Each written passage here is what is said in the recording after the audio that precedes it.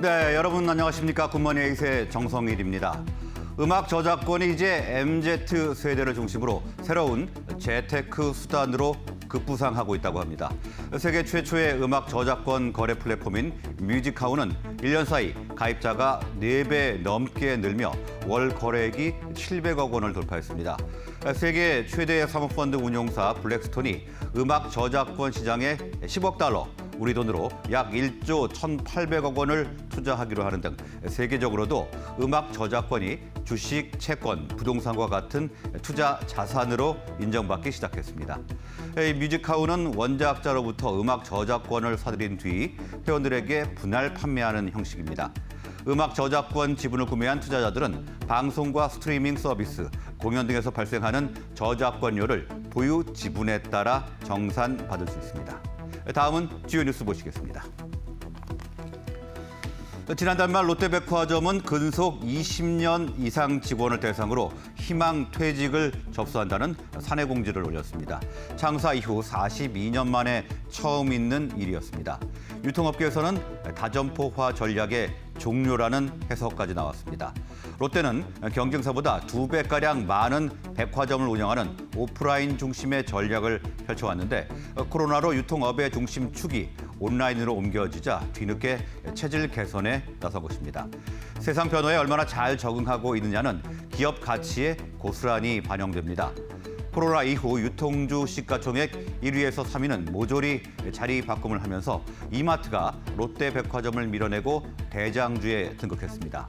유통 대장주 자리를 좌우한 것은 이커머스 경쟁력이었습니다. 하나금융투자는 이마트가 쓱닷컴과의 시너지 효과를 통해 오프라인 시장 점유율도 상승했다며 롯데쇼핑의 경우는 롯데하이마트, 롯데백화점, 롯데홈쇼핑 등 유통 밸류체인을 모두 갖고 있다 보니 이커머스 전략을 위한 퍼즐 맞추기가 더 복잡한 상황이라고 설명했습니다. 최근 변동성 장세의 실적 개선과 고배당 매력을 갖춘 은행주들이 두드러진 움직임을 보이고 있습니다. 어제 유가증권 시장에서 우리금융지주와 기업은행이 닷새 연속 오름세를 이어가며 나란히 신고가를 갈아치웠습니다. 전문가들은 은행주가 금리 상승기 수혜주로 꼽히는 데다 올 3분기 실적 고정과 연말을 앞둔 고배당 매력을 갖췄다고 분석했습니다.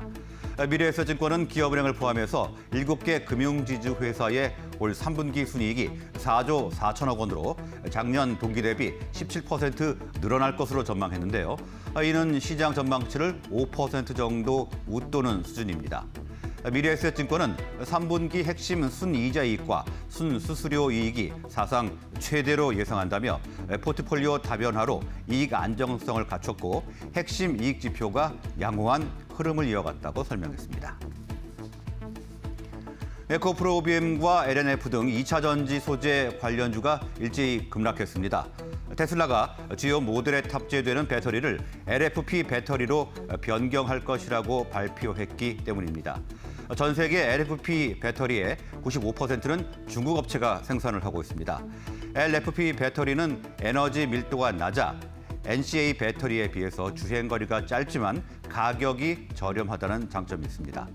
국내 업체는 NCA, NCMA 등 하이니켈류 양극재가 들어간 배터리를 만들고 있는데 에코프로비엠과 포스코 케미칼, LNF 등이 주요 양극재 생산 업체입니다. 증권업계는 주가 하락이 과다하다는 입장입니다. 한국투자증권은 테슬라의 발표가 하이니켈 배터리 탑재 물량을 줄이지 않겠다는 의미라고 해석했습니다. LFP를 저가 모델로 못 박았기 때문에 오히려 불확실성이 해소됐다는 것입니다. 한국투자증권은 전 세계 LFP 배터리의 탑재 비중이 30% 내외를 기록할 것이라고 전망했습니다.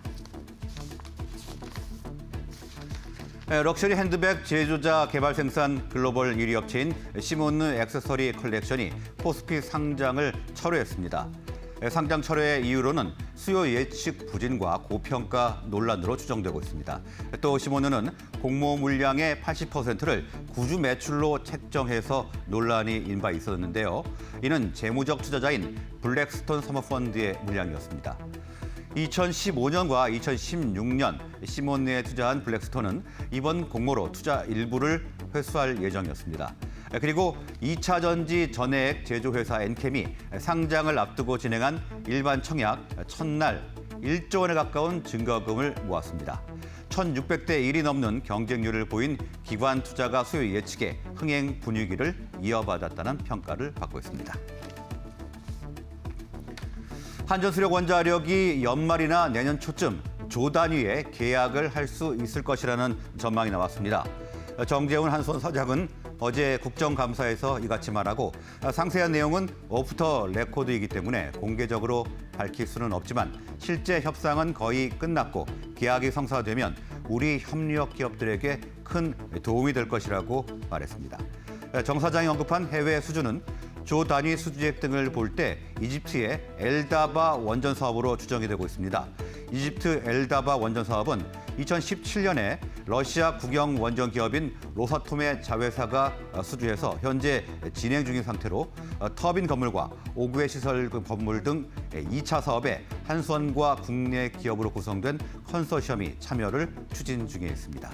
지금까지 주요 뉴스 보셨습니다. 다음은 오늘의 투자 전략 알아보겠습니다. 유한타증권 박우경 차장이 연결되어 있습니다. 박우경 차장 나와 계십니까? 네, 안녕하십니까. 네, 안녕하십니까. 자, 오늘 어떤 투자 전략 가져가야 될까요?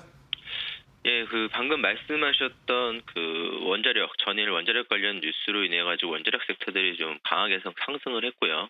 또 어제는 우리나라가 이제 우주 강국으로 도약하고 할 수 있는 누리호에 대한 성공적인 발사에 대한 관련주들의 상승이 좀 점쳐지는 만큼 원자력 섹터와 우주관합 산업에 대해서 말씀을 좀 드려보겠습니다. 예, 원전 같은 경우에는 이제 앞서서도 이제 말씀을 하셨지만 이제 한수원 사장이 연말이나 내년 초에 이제 몇 조 원 단위에 대한 해외 수주 계약이 있을 거라고 이제 얘기를 했고요. 정부에서도 이제 문재인 대통령이 유럽 순방을 통해서 중요한 과제로 원전에 대한 이슈를 이제 화두를 좀 만들 걸로 좀 보이고 있기 때문에 향후에 이제 국내 기업들이 상당히 좀 어려운 그런 국면들이 좀 지속이 되고 있는데 이런 것들이 하반 연말 혹은 이제 내년 초에는 조금은 이제 숨통이 터질 수 있는 그런 모습들을 좀 보이지 않을까라고 좀 보여주고 있습니다. 전일에 두산중공업 같은 경우에는 UAE 원전에 대한 정비 사업에 대한 수주가 이제 됐다라고 좀 나오고 있고, 지금 지속적으로 각국 에서 유럽 같은 경우에는 전력난으로 인해 가지고 영국, 프랑스, 중국, 미국, 일본 등 주요국들에 대한 원전 재가동 및 확대, 원전 투자에 대한 재확도가 이제 검토 중이기 때문에 향후에 이제 원전 섹터에 대해서는 긍정적인 흐름들이 좀 지속적으로 좀 나올 수밖에 없다라고 좀 생각이 들고 있고요. 그 중에서도 아무래도 이제 가장 중축이 되고 있는 한전그룹과 이제 두산중공업 이런 종목들이 대형주로서의 역할들을 할 걸로 좀 보이고 있는데 오늘은 이제 한전 KPS로 좀 말씀을 드리겠습니다. 한전 KPS 같은 경우에는 국내 화력 원자력 발전소 등의 정비 사업을 좀 영위를 하고 있고요. 원자력 발전소의 원자로를 정비하고 있는 국내 유일의 업체입니다. 그렇기 때문에 지금 전일에 이제 한수원 사장도 얘기했었던 정부 정책이나 전력 수급을 떠나가지고 한수원 사장으로서 시나리오 3, 4호기가 이제 곧 재개됐으면 좋겠다라는 그 희망을 좀 나타난 만큼 한전 KPS가 좀 하고 있는 그런 정비 사업에서 내년도부터 3월부터는 시나리오 1호기가 이제 상업운전에 돌입할 예정이고요. 이 외에도 시나리오 2호기, 신고리 5호기, 신고리 6호기가 2025년까지 이제 매년 이제 추가될 예정이기 때문에 원자력 발전소에 대한 계획, 예방, 정비 공사에 대한 경상 정비 관련된 매출들이 꾸준하게 이제 증가될 수밖에는 없을 구조이기 때문에 그런 원전에 관한 이슈뿐만이 아니라 실질적인 모멘텀도 확실히 좀 뒷받침되는 종목이다라고 좀 보시면 될 것 같습니다. 두 번째로는 이제 어제 성공적인 발사를 좀 보여준 누리호에 대해서 좀 말씀을 드리겠습니다. 누리호 같은 경우에는 우리나라가 이제는 우주 강국으로 우리나라가 세계 1번째 우주 발사체에 대한 기술을 이제 보유국은 지위를 확고히 할 수 있었던 좀 계기가 된 걸로 좀 보이고 있고요. 그렇다라고 한다면은 그동안에 정부가 이제 주관을 했던 것들이 좀 민간으로 좀 이양이 되다 보니까 다양한 그런 위성 산업, 그다음에 GPS 산업들에 대한 그런 발전 속도가 상당히 좀 빨리 좀 일어날 걸로 좀 보이고 있습니다. 그중에서 누리호를 이제 총 조립을 하면서 총 그런 그 감독 역할을 한 한국항공우주에 대한 역할들이 좀 가장 크게 좀 보일 걸로 좀 보이고 있는데, 한국항공우주는 발사체 총 조립 이외에도 일단 연료 탱크와 이제 산화제 탱크를 이제 제작을 좀 담당을 했고요. 누리호에 대한 그런 그 성공적인 좀 발사 이후에 이제 향후에 내년도에도 이제 지속적으로 좀 활용이 될 예정인데, 우주산업과 관련된 핵심 기술을 좀 보유를 하다 보니까 초소형 군 정찰청, 다목적 중형 위성 등에 대한 설계 제작 시험 능력을 갖추고 있어서 향후에 그런 성공적인 위성 서비스 사업으로 인한 그런 우주 사업을 좀 빠르게 좀 확대할 수 있는 좀 역량들이 좀 보여줄 걸로 좀 보이고 있기 때문에 오늘 뭐 강한 상승들이 좀 예상이 되고 있고요.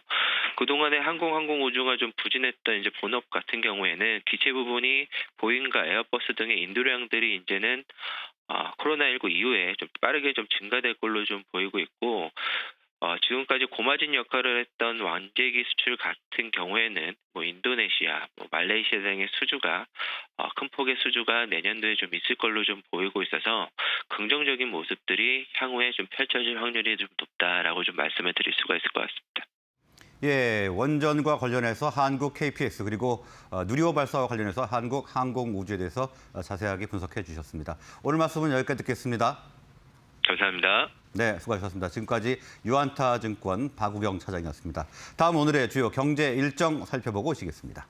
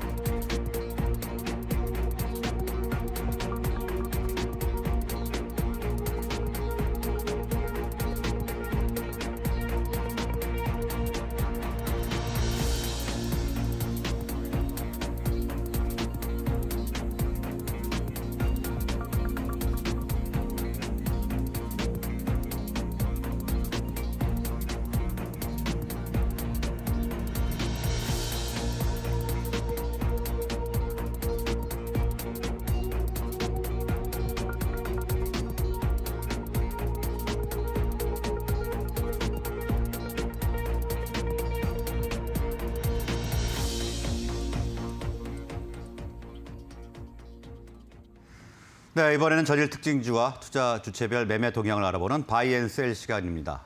어제 코스피 시장에서는 개인이 팔고 기관과 외국인이 사들였습니다. 그리고 코스닥 시장에서는 정반대로 기관과 외국인이 팔고 개인이 사들였습니다.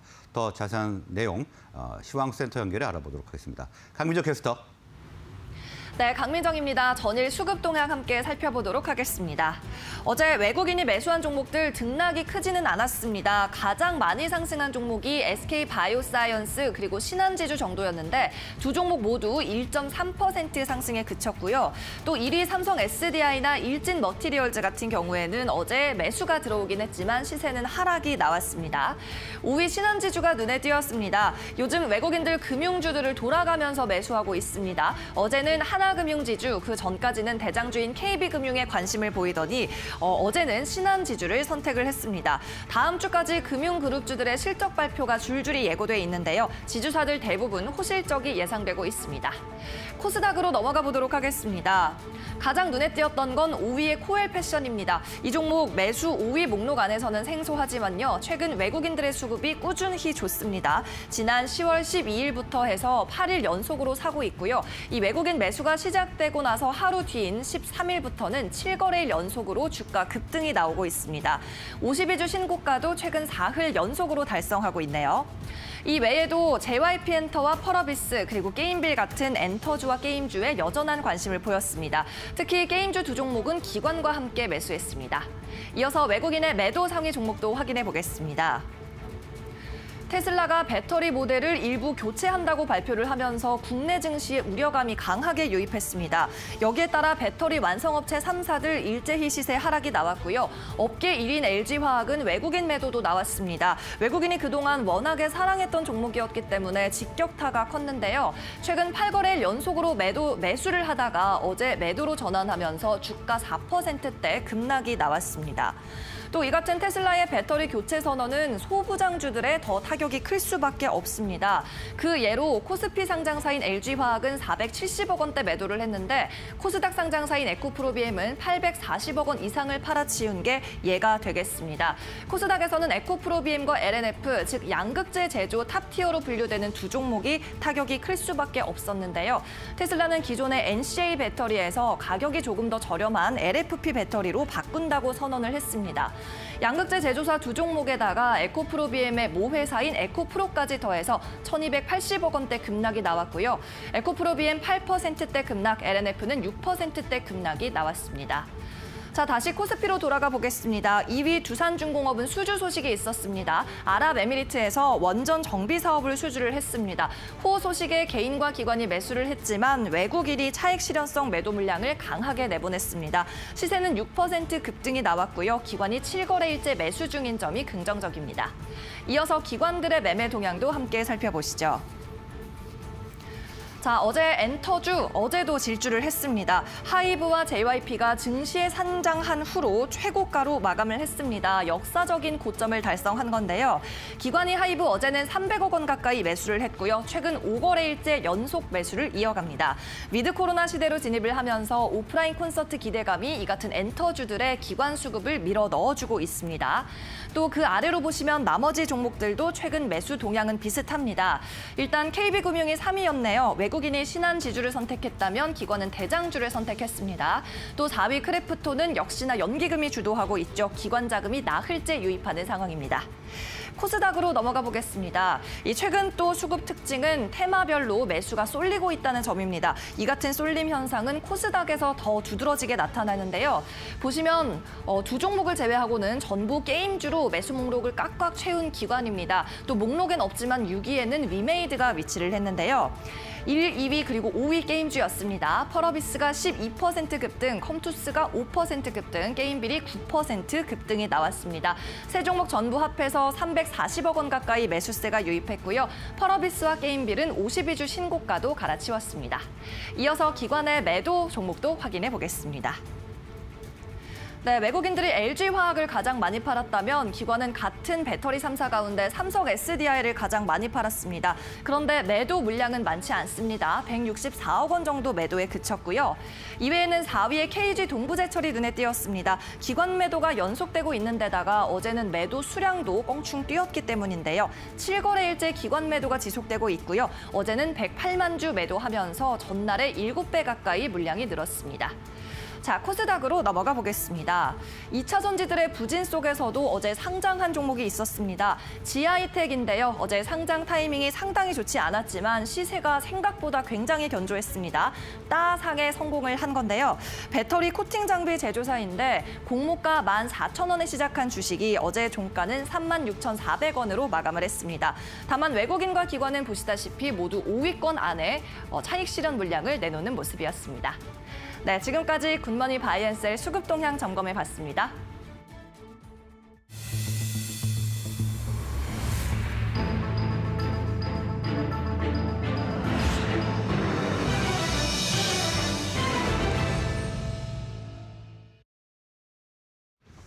네, 오늘 뉴욕 증시는 다우존스 지수만이 약보합세를 보였고요. S&P 500 지수와 나스닥은 상승세로 마감이 됐습니다.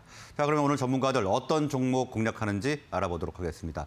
메리츠증권 강남금융센터 황혜수 차장이 연결되어 있습니다. 황혜수 차장 나와 계십니까? 네, 안녕하세요. 네, 안녕하십니까. 자, 오늘 어떤 공략도 준비하셨습니까? 오늘은 카카오를 말씀을 드리겠습니다. 카카오 같은 경우는 그동안 플랫폼 규제 이슈로 인해서 주가가 급격하게 가격 조정을 받아왔던 상황인데요. 하지만 이제 10월 말로 접어들면서 어떤 국정감사가 마무리 단계에 접어들게 됐고, 이에 따라서 이제 추가적인 규제에 대한 우려감보다는 어떤 펀더멘탈과 밸류에이션에 대한 그 저평가에 대한 그 부분이 더 부각될 수 있는 가격대까지 내려왔다라고 보실 수가 있겠습니다. 카카오 같은 경우 우선 실적적인 측면에서 살펴보자면 3분기는 시장의 컨센서스에 소폭 하회하는 실적, 부합하거나 소폭 하회하는 실적을 달성할 것으로 전망이 되고 있고, 3분기 이후 4분기부터는 다시 한번 영업이익 기준으로 꾸준하게 이익 성장이 나타나는 실적을 보여줄 것으로 전망이 되고 있는 상황인데요. 또한 그 가장 큰 어떤 카카오의 주가 모멘텀이라고 할 수 있는 자회사들의 이익 성장 같은 경우 카카오 웹툰이라든지 카카오페이의 성장성을 여전히 유효하기 때문에 어떤 추가적인 성장 모멘텀도 여전히 유효한 상황이다라고 말씀드릴 수가 있겠습니다. 최근에 가장 큰 그 카카오를 통한 규제 이슈가 되었던 점이 카카오페이 관련된 여러 가지 온라인 금융상품 중개 관련된 그런 규제였는데요. 이러한 그 P2P 투자라든지 보험상품 비교 추천의 규제 부분은 카카오페이 전체 매출액의 1%가량밖에 차지하고 있지 않기 때문에 자회사에 대한 어떤 가치가 그렇게 크게 훼손될 가능성이 적다라는 점에서 현재 가격대는 오히려 조금 높은 매력도가 높은 가격대다 이렇게 말씀을 드리겠습니다. 예, 일단 규제에 대한 우려감이 완화돼서 일단 카카오를 공략적으로 제시를 해주셨습니다. 자, 황혜수 차장님, 어제 그제 장이 좀 쉬어가는 모습을 보였었는데요. 오늘 흐름은 좀 어떨 것으로 분석하십니까?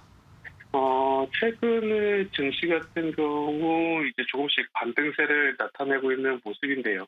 하지만 지수가 반등하고 있지만 오히려 그 개인의 유동성, 국내 같은 경우 긴축 스탠스가 계속해서 강해지면서 개인의 유동성 유입이 제한이 되고, 이에 따라서 그 코스피 거래대금이 지난 19일 같은 경우 연중 최저치를 기록한 모습도 나타났는데요.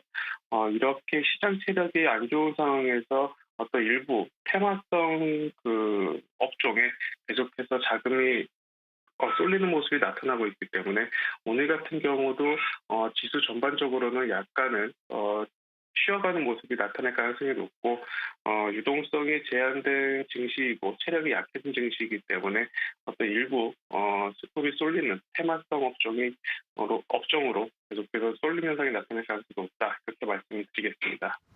예, 오늘도 쉬어가는 장이 될 가능성이 크고 테마성 업종에 매기가 쏠릴 수 있다 이렇게 분석을 해주셨습니다. 오늘 말씀 고맙습니다. 감사합니다. 네, 지금까지 메리츠증권 강남금융센터의 황혜수 차장이었습니다. 다음은 신 소장의 시그널이 이어집니다. 먼저 오늘의 주제 화면으로 만나보시겠습니다.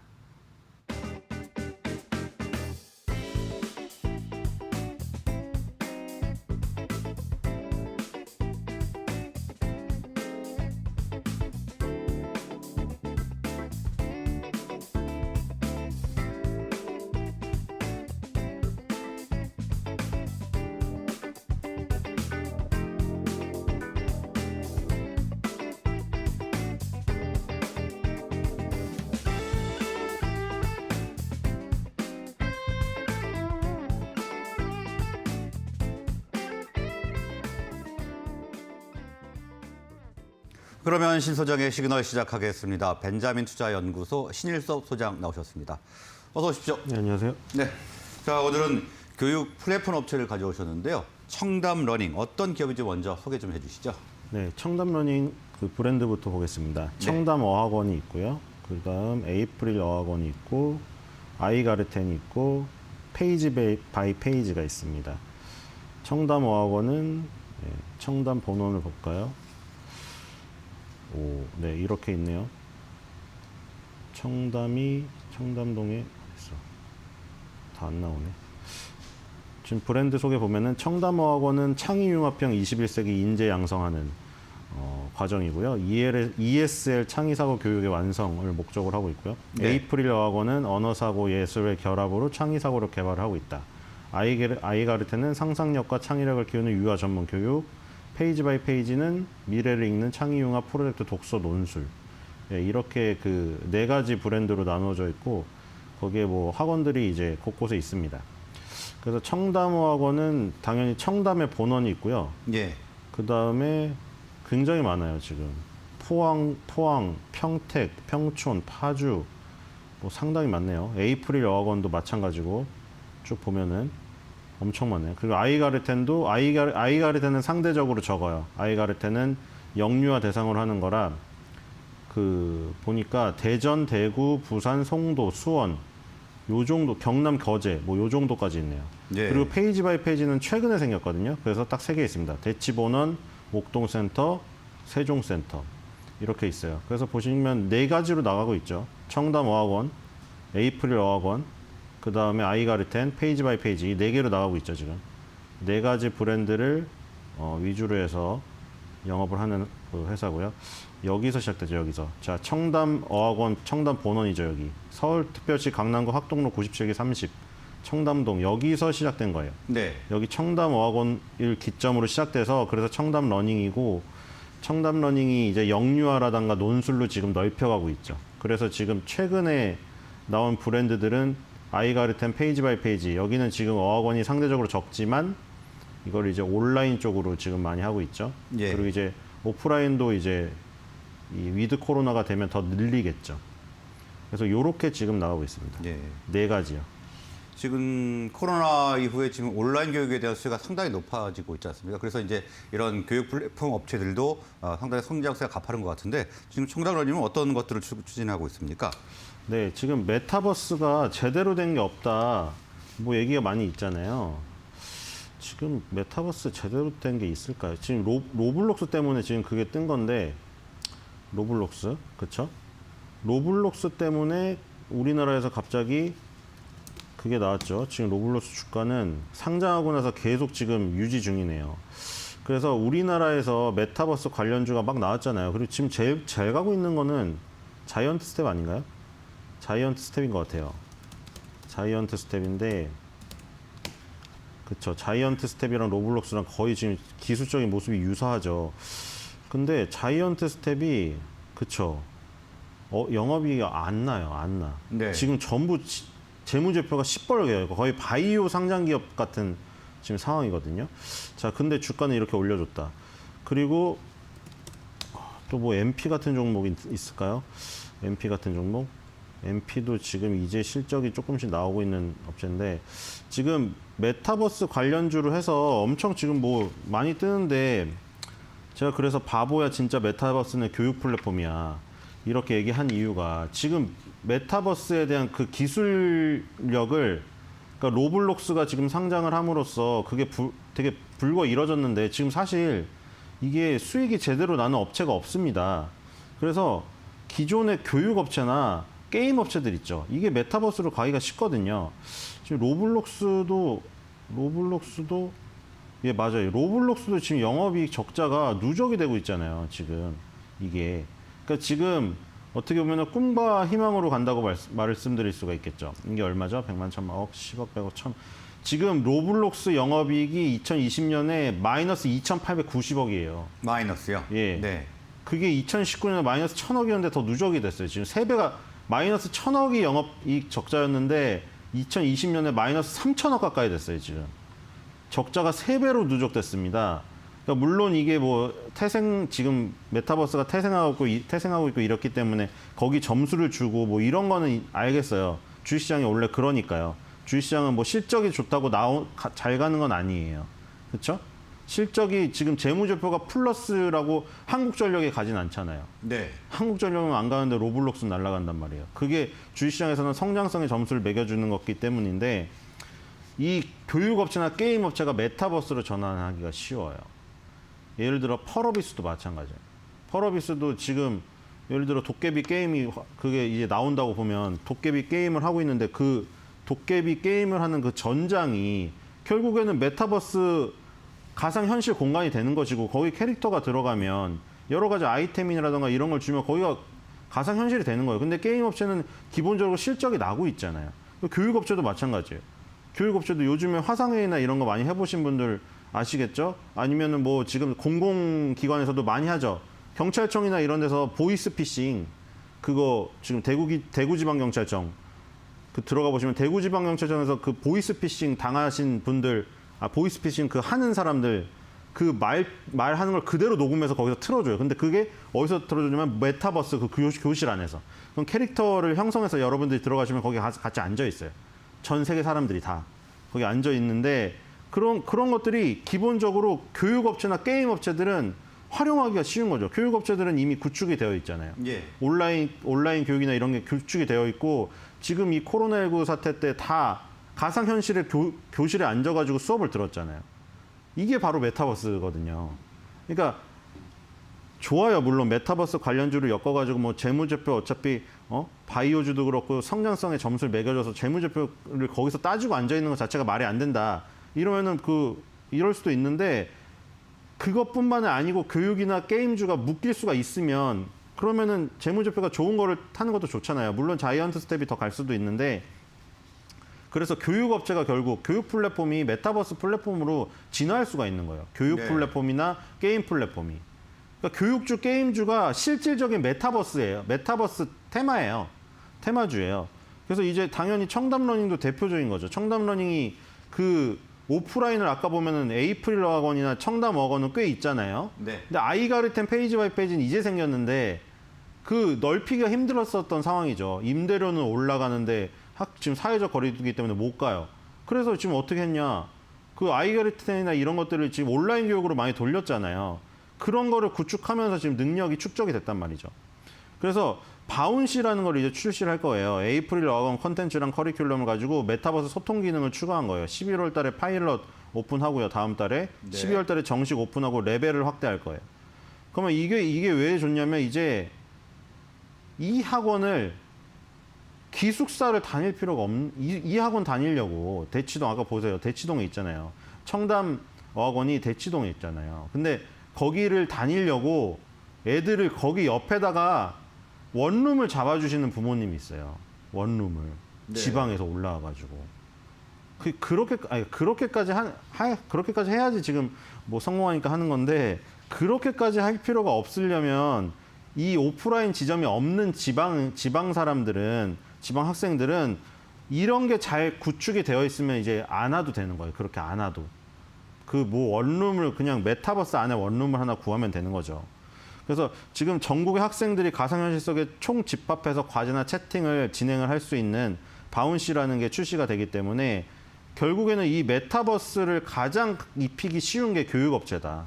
그리고 청담러닝이 그걸 선도하고 있다.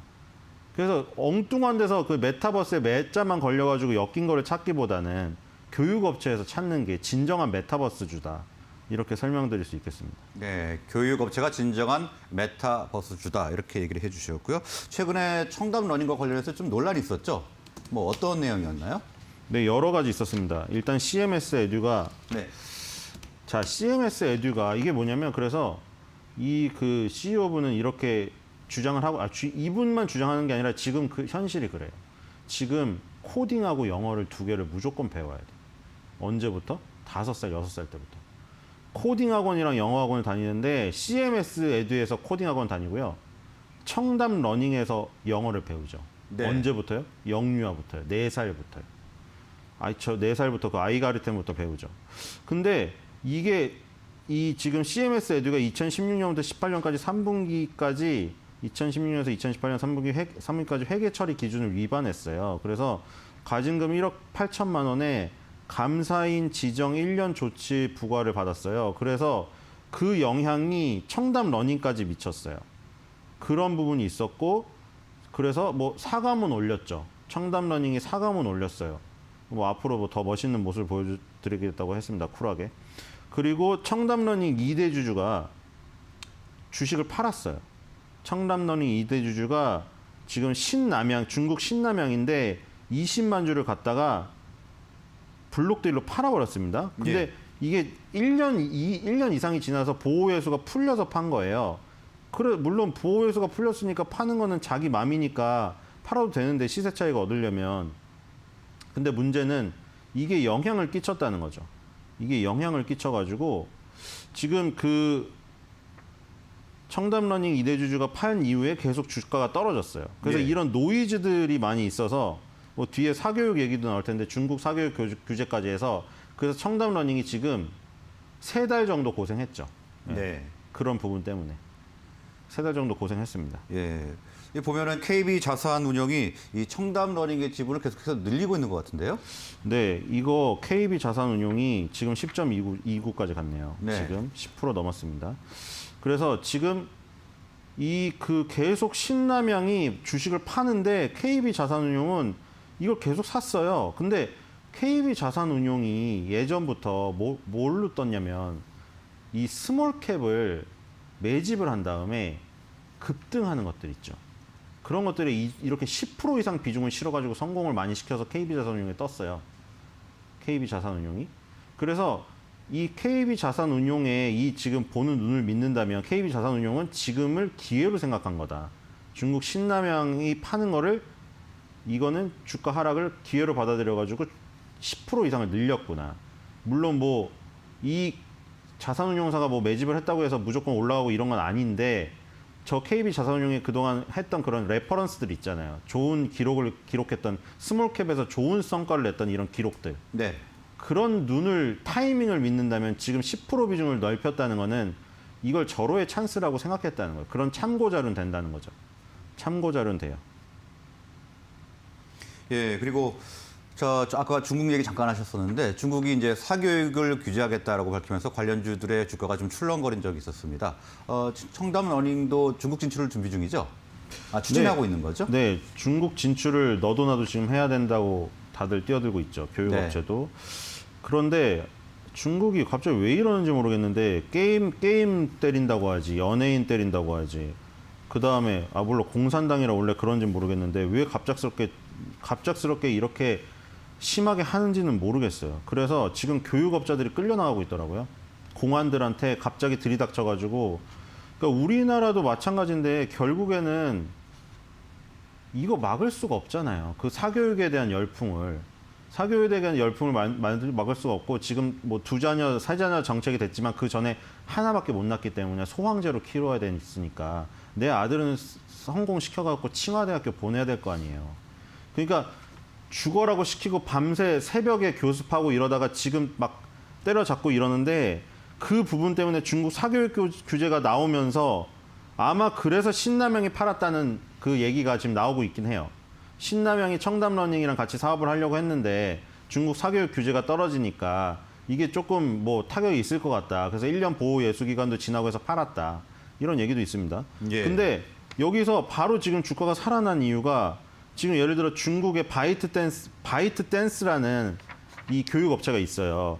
이 회사는 온라인 교육 사업부의 정리해고를 시작하면서 뭐라고 말했냐면 우리도 어쩔 수가 없다. 끝까지 지켜내려고 했는데 당국에서 너무 강하게 해가지고 어쩔 수가 없다. 그리고 여기도 마찬가지죠. 우리나라도 지금 뭐 아까 전에 얘기는 안 했지만 그 청담 아이가르텐 학원의 그 커리큘럼을 그대로 전수해가지고 이수해가지고 그 키즈 카페에서 외국인들이랑 놀면서 하는 게 있어요. 크레빌이라고. 네. 그거를 지금 만들었는데 그 약간 놀이식이잖아요. 근데 거기 다 외국인들이 가르친단 말이에요. 여기도 마찬가지로 외국인 영어 교사가 중국 학생들을 교육을 해야 되는데 이 영어 온라인 애플리케이션 고고키드라는 서비스가 있어요. 이것도 중단을 했어요. 그러니까 대표적으로 이 바이트 댄스라는 이 그룹조차도 이렇게 타격을 입고 있단 말이에요. 근데 청담 러닝하고 신남양 거는 살짝 달라요. 아까 말한 그 크레빌 같은 거 있잖아요. 그 놀이 문화를 한 거라 뭐냐면 소양 교육으로, 그러니까 입시 교육과 소양 교육으로 나눠요. 네. 그러니까 입시 교육은 정말 우리 뭐 옛날에 정말 성문 기초문법 막 보면서 문법 공부하고 막 이런 것들 있잖아요. 입시를 위한 교육이 있고 소양 교육이라고 약간 놀이식으로 하는 게 있는데 신남양이랑 청담 러닝이 하려는 거는 놀이 문화를 입힌 거였었어요. 그래서 소양 교육으로 분류가 되어 있었어요. 그래서 요 타격을 약간 벗어난 거예요, 지금. 신남양이 주식은 팔았으나 지금 하고 있는 게 소양교육으로 분류가 된 부분이라 이걸 살짝 피해갔어요. 지금 때리는 건 아까 그거예요. 고액으로 사교육시키고 불법 가해하고 새벽에 교습하는 거. 이거를 공안들이 쳐들어가고 지금 선생님들 다 끌어내고 있거든요, 지금. 근데 그거는 입시교육 쪽이에요. 그래서 강도 높은 규제가 들어오는 입시교육과 지금 차별화돼서 그 부분을 살짝 비껴놨습니다. 그래서 지금 이 노이즈들은 다 노이즈가 지금 이 노이즈를 활용해가지고 KB 자산운용은 지분을 늘렸고 이 KB 자산운용이 늘리는 이 순간, 그 살짝 그 지난 순간부터 주가가 반등을 하기 시작하고 있어요. 예. 그래서 지금 중국 사교육 규제에다가 지금 아까 전에 CMS 에듀 그 회계 처리 기준 위반건, 그렇죠? 그리고 신남향이 주식 블록들을 판 거, 이런 악재들이 세 개가 다 쏟아졌는데 넘어야 될 선은 넘지를 않았다. 그리고 어떤 자산운용사는 지분을 넓혔다. 그래서 지금은 이제 반격의 타이밍이 온 것 같다는 생각이 들어요. 네, 그리고 이제 청담러닝의 실적 좀 알아봐야 될 것 같은데요. 작년 대비 올 실적이 상당히 크게 는 것으로 지금 소식이 좀 들어와 있는데 지금 어떻게 분석을 하면 될까요? 네, 이 지금 청담러닝이 앞으로 이 청담러닝을 먹여 살릴 세대는 알파 세대입니다. 네. 제페토의 유저가 네이버에서 하는 거 있죠. 제페토의 유저가 90% 이상이 미취학 아동에서 초등학교 4학년밖에 안 돼요. 성인이 안 해요. 성인은 10%밖에 없어요. 이거 제페토. 그러면 이 미취학 아동에서 미취학 아동이 제페토를 하고 있는 것조차 신기하죠. 근데 요즘에 다 그래요. 요즘에 핑크퐁 어플리케이션 막 손쉽게 다루고 4살, 5살부터 그러고 있다니까, 유모차에서. 근데 이 그럼 초등학교 4학년 미만 알파 세대들이 만약에 컸을 때 어떻게 될 것인가? 해외 유저 포함해서 이 알파 세대만 2억 명이 넘는다고 해요. 얘네들을 그대로 제페토랑 유튜브에 익숙해져 있잖아요. 얘네들을 그대로 온라인 메타버스 교육 환경으로 옮길 수 있어요, 얘네들을. 그러니까 얘네들이 이제 청담러닝을 먹여 살릴 애들이죠. 아이가르텐 크레빌에서 시작한 애들이 청담 어학원하고 에이프릴 어학원으로 그대로 가는 거예요. 맞죠? 그리고 플랫폼 언어의 60% 이상이 영어로 되어 있어요. 그러니까 청담러닝은 지금 네이버 제페토를 통해서 놀고 있는 애들 있죠. 근데 하도 놀다 보면 이제 공부도 하고 싶을 거 아니에요. 걔네만 그대로 끌어오면 돼. 그리고 걔네를 그대로 끌고 나가가지고 그 중고등학생까지 끌고 나가면 청담러닝이 커다란 캐시카우가 되는 거예요. 알파 세대가. 알파 세대만 노리면 되는데 그 알파 세대가 과연 그럼 누가 돈을 대주느냐. 알파 세대를 돈을 대주는 사람은 30, 40대 학부모잖아요.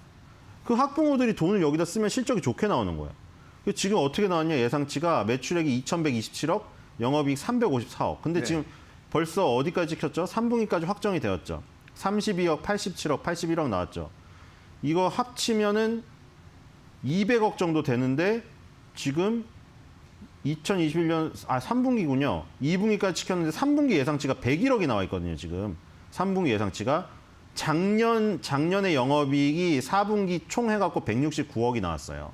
근데 이번 연도 3분기가 101억이 지금 컨센서스가 찍혀 있거든요, 이게. 예. 이게 만약에 그대로 나오거나 컨센서스 상회를 해가지고 서프라이즈가 나오면은 엄청난 성과죠. 지금 이게 354억이 찍힐 확률이 높아져 버리는 거죠. 이 3분기에 101억을 찍어버리면. 네. 그럼 354억을 찍으면 영업이익이 169억이었던 작년에 비해서 지금 2배가 넘는 거죠. 2배가 넘는 거죠. 170 곱하기 2는 340인데 그걸 넘어서 버리는 거죠. 영업이익이 2배 이상 이렇게 급증을 해버리는 상황이죠. 그러니까 결국에는 이 메타버스 관련주가 엉뚱한 데서 찾을 게 아니라 이렇게 실적이 나고 있는 거 있죠. 아까 전에 말씀드렸잖아요. 제페토가 우리나라의 어떻게 보면 로블록스잖아요. 근데 그 제페토에 익숙해져 있던 애들을 교육 플랫폼으로만 옮기면 다 돈이 돼버리는 거예요, 지금. 그렇죠? 근데 그게 가장 쉬운 게 누구다? 청담러닝처럼 온라인 교육 환경을 이미 메타버스 환경을 구축해 놓은 업체들. 이 업체들이 그 이득을 볼 확률이 높죠. 예. 그 이 실적이 나오면 사상 최고 실적이죠. 사상 최고 매출액에 사상 최고 영업이익을 기록하고 있죠. 그럼 주가도 거기에 발맞추어서 최고 신고가를 가야 되는데 2008년 7월 달에 5만 3천 원 갔던 기록이 있는데 지금 3만 원대입니다. 그렇죠? 그에 걸맞는 주가를 찾으러 가야 되는 상황이라고 생각이 됩니다. 그러면 주가 흐름을 좀 한번 봐야 될 것 같은데요. 최근에는 조금 상승세가 좀 컸던 것 같은데 매수에 이렇게 큰 부담은 없겠습니까? 네, 그렇죠. 노이즈 때문에 4개월을 조정을 받고 근데 너무 절묘한 자리에서 지금 조정을 받기 때문에 큰 상승의 여력이 남아있다고 볼 수가 있죠. 2010년의 고점과 그렇죠?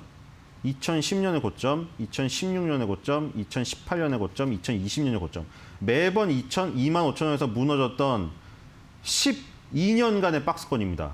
네. 엄청나죠? 네. 12년간의 박스권을 여기 강력하게 뚫은 다음에 이번에 그 아까 말한 그 모든 노이즈들을 다 몸뚱이로 받았음에도 불구하고 그 위에서 조정이 끝났어요. 네. 그 위에서. 이건 너무 의미가 크죠. 이렇게 되면은 이 밑이 뭐 주식시장이 다시 뭐 IMF가 오거나 서브프라임이 터지지 않는 이상, 그렇죠? 그거는 안 됩니다. 그게 터지지 않는 이상 여기가 완전 잠기는 상황이 발생돼. 이거는 다 없어질 거예요. 이거는 이 밑은 10년, 11년간의 이 굴욕은 다 없어집니다. 그럼 여기 네. 위가 완전 열려요. 그럼 여기서 5만 원대를 갈 수가 있는 거죠. 지금 이 청담 러닝은 실적이 계속 찍히고 교육 메타버스 플랫폼에 대두를 지금 올라가게 되면은 5만 원을 갈 수가 있어요. 거기다가 청담 러닝은 매년 배당을 많이 주고 중간 배당까지 주는 회사니까 이런 회사는 아주 드물다고 볼 수가 있겠죠. 왜냐하면 배당을 삼성전자조차도 배당을 안 주는 이유는 삼성전자는 TSMC랑 경쟁을 하게 되기 때문에 막대한 투자를 해야 되잖아요. 배당할 여력이 없어요. 근데 청담 러닝도 시가총액만 그것보다 작고 이 업종만 다를 뿐이지 똑같거든요. 청담 러닝도 지금 그러면 배당을 주면서 늦출 상황인가요? 청담 러닝은 지금 중국 진출도 해야 되고 우리나라에서 다른 업체랑 차별화되게 메타버스 플랫폼에 투자도 해야 되는데 거기서 돈을 빼서 배당까지 준다? 이런 회사는 CEO의 의지가 강력하지 않으면 이건 나올 수가 없어요. 네. 성장하는데 돈이 필요한 회사가 누가 거기서 배당을 빼주고 앉아 있겠어요. 근데 청담러닝은 성장을 하면서 배당을 빼주고 있어요, 지금. 그러니까 이런 업체들이 미국엔 많아요. 성장을 하는데 꾸준히 배당까지 주는 회사들. 우리나라는 배당주라고 하면 성장이 멈춘 회사들이에요. 성장을 안 하고 돈만 쌓여 있고 CEO가 맨날 배부르게 배당만 챙기고 있다가 막 사회적으로 왜 너만 배당 먹냐 하니까 배당 조금씩 주고 이러는 거잖아요. 근데 청담러닝은 지금 성장을 시작하는 업체인데 배당까지 많이 주는 업체. 그러니까 이게 네. CEO의 의지가 확실하기 때문에 이 시가 배당률이 꺾일 확률이 없죠. 앞으로 계속 더 올라갈 확률이 높죠. 이건 그냥 회사의 그런 어떤 전통 같은 거여서. 그러니까 지금 청담러닝은 성장하면서 시세 차익 플러스 알파로 배당까지 챙길 수 있죠. 아니면은 시세가 조금 노이즈로 이제 줄어들더라도 배당이라는 안전 마진이 있으니까 그걸로 버틸 수가 있는 거고. 예. 그리고 아까 자산운용사들이 매집을 하는 걸 봤을 때 이 스몰캡을 매집을 해가지고 어떤 한 미들캡 정도까지 클 때까지 보유를 할 것 같은 그런 지금 스탠스예요, 지금. 저 정도의 규모를 지금 매집을 했다는 거는 미들캡까지 클 때까지 끌고 나가겠다는 의지를 표명한 겁니다. 예, 알겠습니다. 자, 25,000원. 10년의 매물벽인 25,000원을 돌파했기 때문에 큰 시세를 분출할 가능성이 있다. 이렇게 분석을 해주셨습니다. 오늘은 청담 러닝에 대해서 자세하게 분석했습니다. 오늘 말씀 고맙습니다. 네.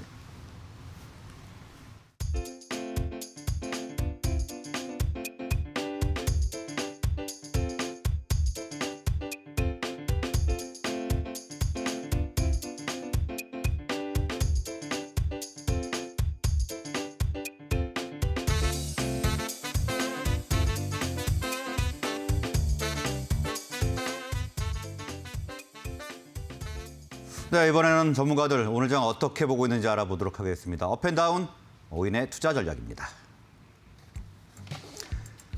네, 오늘 전문가들은 3명은 하락장을 예상하고 있고 1명은 상승장, 1명은 보합권을 예상하고 있습니다. 먼저 KTB 투자증권의 이성훈 과장은 보합권장 예상하면서 FNF, EM텍을 관심 갖고 있습니다. 다음 ISIC의 김홍현 수석팀장은 하락장을 예상하면서 센코를 주목하고 있습니다. 그다음은 카카오페이증권 윤정식 부장은 하락장 예상하면서 엔터 및 2차 전지 관련주에 관심을 가지고 있습니다. 다음 비전경제연구소 김태성 팀장은 상승장을 예상하며 비아트론을 관심주로 꼽았습니다. 모두투자그룹의 김민재 팀장은 하락장 예상하면서 대유플러스에 관심을 가지고 있습니다. 그러면 두 분 전문가와 함께 화상으로 이야기 나눠보도록 하겠습니다. ISIC의 김홍현 수석팀장, KTB 투자증권 이성훈 과장 연결됐습니다. 두 분 나와 계십니까? 네, 안녕하십니까. 네, 안녕하세요. 네, 안녕하십니까.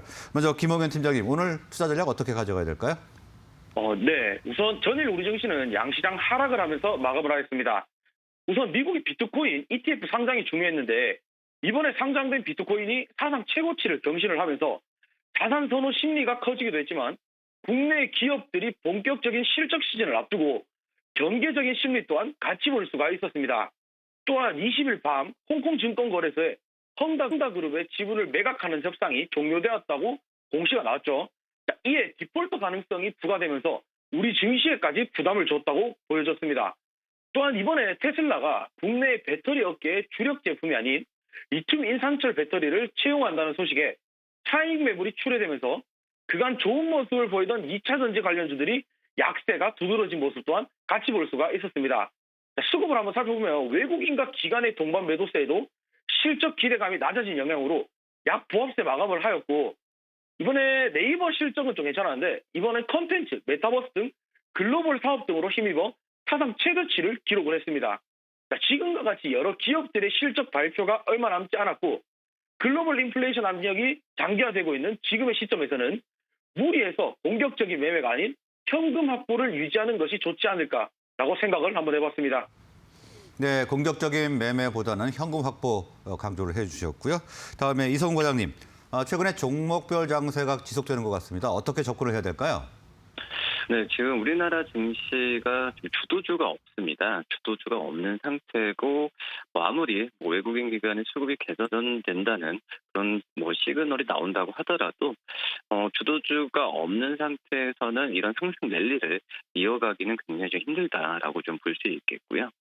지금 현재 미국 같은 경우에도 이 어떤 종목별 장세가 지금 지속이 되고 있죠. 시장 전체보다도 테슬라가 어떤 시장을 또 이끄는 그런 모습을 본다고 하더라도 이 종목별 장세가 펼쳐지고 있는데, 우리나라도 마찬가지입니다.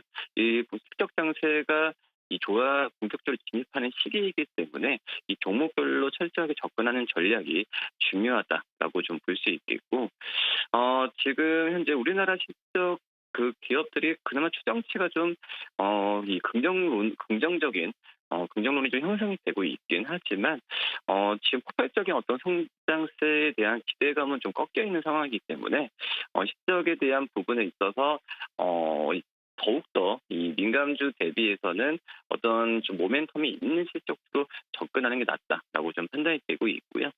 이제 금리 상승기에는 당연히 이 금리 인상 수혜주라고 할 수 있는 은행, 보험업종을 좀 관심 있게 봐야 되고, 또 역시 이 인플레이션, 금리가 오르시기 때는 이 성장주보다 가치주가 주목을 많이 받고 있기 때문에 이 가치주에 대한 좀 관심을 가져야 되는 게 맞지 않을까 이렇게 판단됩니다.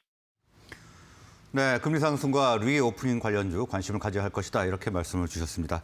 다음 관심 종목 알아보도록 하겠습니다. 김홍현 팀장님, 센코에 주목하고 계시네요. 네, 제가 이번에 관심 있게 보고 있는 테마는 보일러 관련 테마입니다. 자, 아직 10월이 지나지도 않았는데 지난주에는 17년 만에 가장 빨랐던 10월의 한파 특보였다고 합니다. 또한 10월 중순을 기준으로 64년 만에 가장 추운 날로 기록이 됐죠. 자, 이렇게 빠르게 한파가 찾아왔을 때 우리가 생각을 해봐야 되는 거는 당연히 보일러겠죠. 자, 여름에는 생각보다 더위가 빨리 찾아오면 에어컨에 대한 수요가 늘어나는 것처럼 보일러 또한 예상보다 빨리 찾아온 한파로 많이들 필요할 것으로 보여지는데요. 자, 그러면서 제가 이번에 관심 있게 보고 있는 종목은 센코입니다. 자, 동사는 국내 유일의 전기화학식 가스 센서 기술을 보유하고 있고 다양한 센서 기반의 가스 안전기기, 환경기기 등을 제조, 판매하고 있죠. 자, 최근 산업통상지원부의 액화 석유가스 및 안전관리 및 사업범위 시행이 됐습니다. 자, 그래서 가스 보일러는 일산화탄소 경보 부착이 법적으로 의무가 되었는데, 자, 이에 동사는 국내 보일러 제조사들과 협업을 하여 연간 100만 대에 달하는 일산화탄소 경보기 제품을 공급할 거라는 계획 또한 있었습니다. 자, 국내 가스 보일러 매출에 일산화탄소 경보기 매출까지 더해진다면 동사의 매출 또한 자연스럽게 상승할 거라고 보여지는데요. 거기에 대해 동사는 국내 유일의 전기화학식 가스 센서 기술을 기반으로 수소 신사업까지 구상 중이라는 발표가 있었습니다. 자, 그린 수도 선도 기업으로도 비전을 보여준 지금의 상황에 더하여 일산화탄소 경보기까지 공급을 하고 있는 지금의 시점에서 앞으로의 동사의 매출과 수소 신사업까지 지켜봐야 될 중요한 포인트라고 보여집니다. 네, 예년보다 빨리 온 추위 소식에 보일러주에 관심을 갖고 계시고 그중에서도 센코에 주목을 하고 계십니다. 다음은 이성훈 과장님, FNF와 EMT에 관심을 가지고 계시네요. 네, 말씀드렸듯이 이제 가치주에 좀 관심을 갖다라고 말씀을 드렸는데, FNF 주가가 많이 올랐다고 하더라도 지금 현재 내년에 어떤 PER 22배 정도를 적용한다면은 FNF 목표 주가는 지금 100만 원까지 가는 상황이 100만 원 정도가 설정이 되고 있는데, 이 PER을 22배 준다고 하더라도 이 의료업종, 글로벌 의료업종을 본다고 하면은 그게 높다라고 좀 판단이 안 되고 있습니다. 그렇기 때문에 이 FNF의 어떤 실적이나 또 이제 해외 쪽에서의 그런 그 그 해외 쪽 실적의 좀 비중을 본다고 하면은 충분히 3분기 실적이 최대치를 예상하고 있는데 이 분기마다 최대치는 좀 가도 바뀔 가능성이 좀 있지 않을까라고 좀 생각이 되고 있고요. 역시 그 지금 현재 그 우리나라 면세점에서 어떤 의류 브랜드 쪽으로 봤을 때는 F&F의 예매비, 그 디스커버리가 가장 큰 어떤 지금 그 브랜드라고 좀 볼 수 있겠고요. 매출 10위 안에 지금 드는 브랜드가 유일하다 볼 수 있겠는데 그만큼 F&F의 브랜드 가치는 크다라고 좀 생각이 되고 있고 최근에 이제 골프 인구가 늘어나면서 이 골프에 대한 관심이 높은 상황인데요. 이 글로벌 골프 브랜드죠. 이 테일러 메이드가 인수하면서 어떤 중장기적인 어떤 새로운 동력도 마련했다라고 좀 판단되고 있습니다. 그리고 이제 마지막으로 EM텍 같은 경우는 이 마이크로 스피커 어떤 기업으로 알고 있지만 실질적으로는 이 전자담배 가 가장 그 주가를 움직이는 요소라고 볼 수 있겠는데 이 전자담배 쪽 같은 경우는 이 제작부터 설계, 생산까지 전체적으로 하는 기업은 뭐 중국의 스모어랑 그리고 우리나라 EM텍 이 두 기업이라고 볼 수 있겠는데요. 이 중국의 스모어 같은 경우가 PER을 20배 중간까지 받는다고 하더라도 EM텍 같은 경우는 10배 내외의 피해를 받는 걸 봤을 때 충분히 EM텍에 대한 가치 부분은 더 높을 가능성이 있다고 판단되고 있고요. 그러기 때문에 어떤 이 전련형 전자담배 시장이 커질수록 이 EM텍에 대한 관심도 가져야 되는 게 맞지 않을까 이렇게 판단됩니다. 네, 실적 호전이 예상되는 F&F, EM텍 관심주로 분석해 주셨습니다. 오늘 말씀 고맙습니다. 네, 감사합니다. 고맙습니다. 네, 개장까지 4분 정도 남았습니다. 동시효과 상황 알아보겠습니다. 최영 캐스터. 네, 오늘 우리 증시는 양시장이 보합권에서 거래를 출발할 것으로 보여집니다. 특히나 오늘 코스닥 시장에서는요, 공모 흥행에 실패한 차백신 연구소가 이 코스닥 시장에 입성을 하게 되는데 현재 장 전까지 약 4분 정도를 남겨두고 있는데요. 차백신 연구소 같은 경우에는 공모가가 11,000원이었습니다. 최하단에서 결정이 됐었는데 오늘 시장에서는 7% 넘게 내리면서 1,250원에서 거래 출발할 것으로 보여지고 코스닥 시장 전반적으로 좀 부진합니다. 오늘 코스닥 시장 992포인트에서 거래 출발할 것으로 보여지고 코스피 시장은 강보합권 3,010선에서 일단 오늘 우리 증시 양시장은 횡보하면서 거래를 출발할 것으로 보여집니다. 코스피 시장의 1위권부터 5위권까지 함께 만나보시죠. 삼성전자부터 이 5위권까지 SK하이닉스가 다시 한번 1%가 넘게 빠집니다. 95,000원대까지 내려가면서 거래를 출발할 것으로 보여지고요. 어제 네이버는 호실적을 발표를 했습니다. 그래도 실적을 베이스로 한 기업들은 계속해서 우상향입니다. 어제 시장 전반적으로 좋지 않으면서 네이버가 주가가 장중 한때는 2% 가깝게 하락이 나오기도 했지만 어제 다시 한번 상승으로 거래 마감했습니다. 특히나 네이버 같은 경우에는 기관이 3거래 연속 매수를 하고 있고 올해 매출이 약 6조 8천억 원이 전망된다라는 이야기 나오고 있습니다. 특히나 일본의 오픈마켓에 진출한다라는 뉴스와 함께 신성장 동력에 대한 기대감이 높아지고 있다라는 평가가 나오고 있습니다. 오늘 시장에서 상승 그리고 삼성 바이오로직스 다시 한번 시가총액 4위권까지 뚫고 올라옵니다. 오늘 1% 가깝게 상승하면서 87만 6천 원대 그리고 카카오 어제 시장에서 다시 한번 5위권까지 진입이 됐습니다. 카카오도 마찬가지로 다음 주에 실적을 발표를 하는데 최대 분기 매출을 기록할 것이다라는 기대감 나오고 있습니다. 오늘 시장에서는 보합 출발 집계됩니다. 6위권부터 10위권까지도 함께 만나보시죠. 네, 어제 배터리 3사가 좀 굉장히 부진했습니다. 오늘 LG화학 저가 매수 들어옵니다. 반발 매수 들어오면서 0.5% 강보합 다시 한번 81만 원대 회복할 것으로 보여집니다. 하지만 어제 주가가 급락했음에도 불구하고 기관의 매수는 꾸준하게 들어온 모습 확인할 수 있었고요. 삼성 SDI도 마찬가지입니다. 0.4% 강보합에서 거래 출발합니다. 72만 6천 원대 그리고 현대차는 현재 보합 출발이 집계가 되고 있는 상황이고 기아가 오늘 0.48% 강보합에서 거래 출발할 것으로 보여집니다. 기아 같은 경우에는 오늘 아침에 27일 이 기업 설명회를 개최한다라고 발표를 했습니다. 3분기에 경영 실적을 발표를 할 것이다라고 발표를 했고요. 특히나 기아 같은 경우에는 외국인의 수급이 굉장히 눈에 띕니다. 10거래일간 하루도 빼지 않고 외국인들의 기아를 매수하고 있는 상황입니다. 이어서 11위권부터 15위권까지도 함께 만나보시죠. 네, 11위권부터 15위권까지 카카오뱅크도 역시나 마찬가지로 오늘 시장에서 1% 가까운 상승 흐름 보여줄 것으로 보여지고요. 크랩톤도 오늘 0.4% 강보합 출발 집계 됩니다. 49만 5천 원대. 특히나 크랩톤 같은 경우에는 신작의 성장에 대한 이 기대감이 높다라는 평가 나옵니다. 이어서 코스닥 시장의 1위권부터 5위권까지도 함께 만나보시죠. 오늘 코스닥 시장의 1위권부터 5위권까지 셀트리온 헬스케어의 경우에는 0.3% 강보합, 그리고 어제 시장에서 에코프로비엠과 LNF가 좀 큰 폭으로 내렸는데 오늘 다시 한번 이 급락 출발이 집계가 됩니다. 에코프로비엠 2.7% 넘게 내릴 것으로 보여지고요. 그리고 LNF 같은 경우에는 어제 공시가 하나 나왔습니다. 테슬라가 LFP 배터리로 교체한다라는 소식과 함께 좀 급락세가 나왔는데 사업에는 지장이 없다라고 장 마감 이후에 공시를 내놓기도 했습니다. 네, 지금까지 예상 체결가 짚어봤습니다.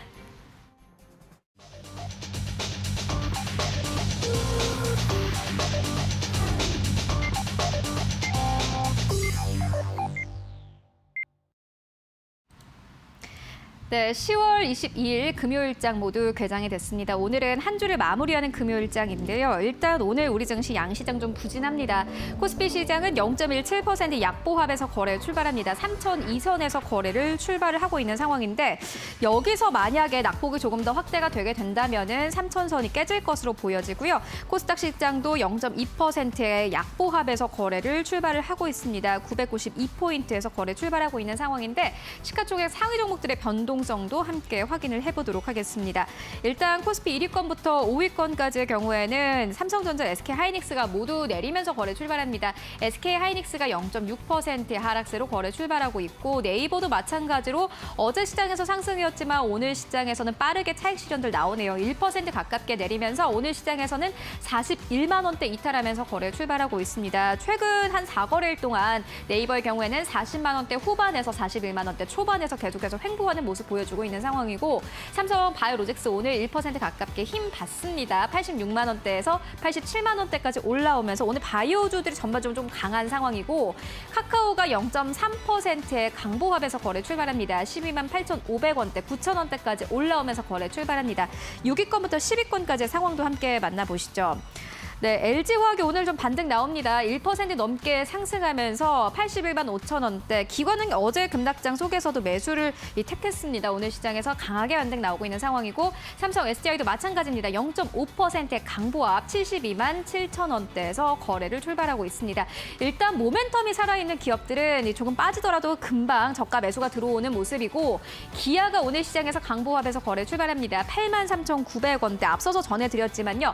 외국인의 수급이 굉장히 눈에 띄는 종목입니다. 10거래일 동안 기아를 외국인들은 하루도 빼지 않고 매수를 한 상황인데 다음 주에 특히나 IR을 개최한다라고 밝혔습니다. 3분기 실적을 공시할 것이다라고 발표를 하면서 오늘 시장에서 그래도 강보합으로 좀 주가 방어하면서 거래를 출발하고 있습니다. 이어서 11위권부터 15위권까지 함께 만나보시면 전반적으로는 좀 보합권입니다. 포스코가 오늘 1% 넘게 내리면서 30만 7,500원대, 31만 원대 이탈하면서 거래 출발하고 있고요. 크랩톤이 0.7% 넘게 상승, 1% 넘게 강세로 거래 출발하고 있습니다. 49만 9,500원대. 신작에 대한 기대감을 잊고 또 이마트의 성수동 본사를 좀 매입한다라는 소식이 있었는데 이 또한 마찬가지로 복합 문화공간의 조성 기대감이 있다라는 증권사의 커멘트 나오고 있는 상황입니다. 카카오뱅크도 마찬가지로 0.8% 넘게 상승하면서 거래를 출발을 하고 있습니다.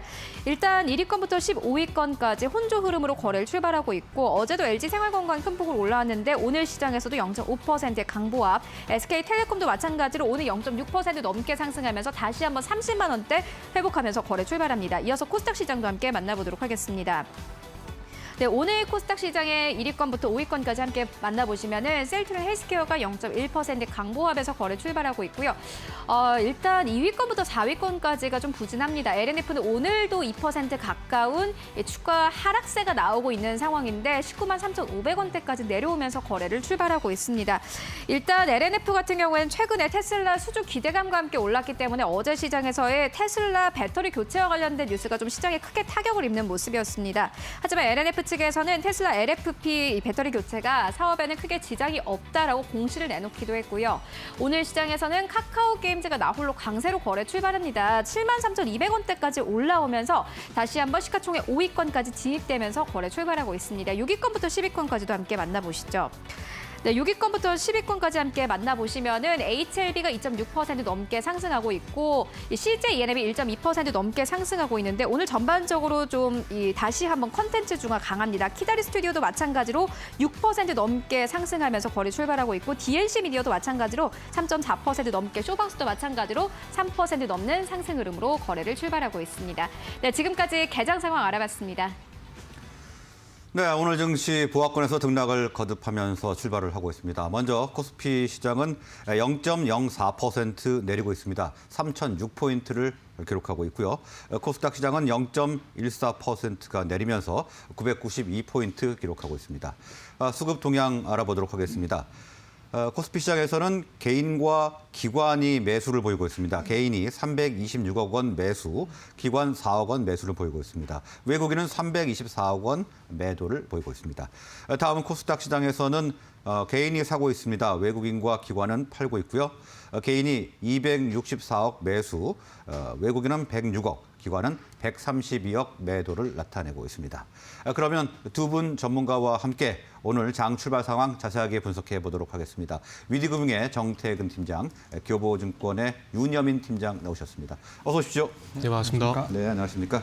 자, 먼저 정태근 팀장님, 네. 오늘 코스피 시황부터 먼저 분석을 해주시죠. 네, 일단은 뭐 전일 종가 수준에서 이제 약박권 출발을 좀 하고 있습니다. 지금 네. 이제 코스피 지수 같은 경우에는 0.14% 정도 약세 흐름을 좀 보이게 되면서 하락으로 전환이 됐다라기보다는 최근에 상승세가 좀 주춤해지고 있다. 뭐 이렇게 좀 보시는 게 맞지 않을까라고 생각을 좀 하고 있습니다.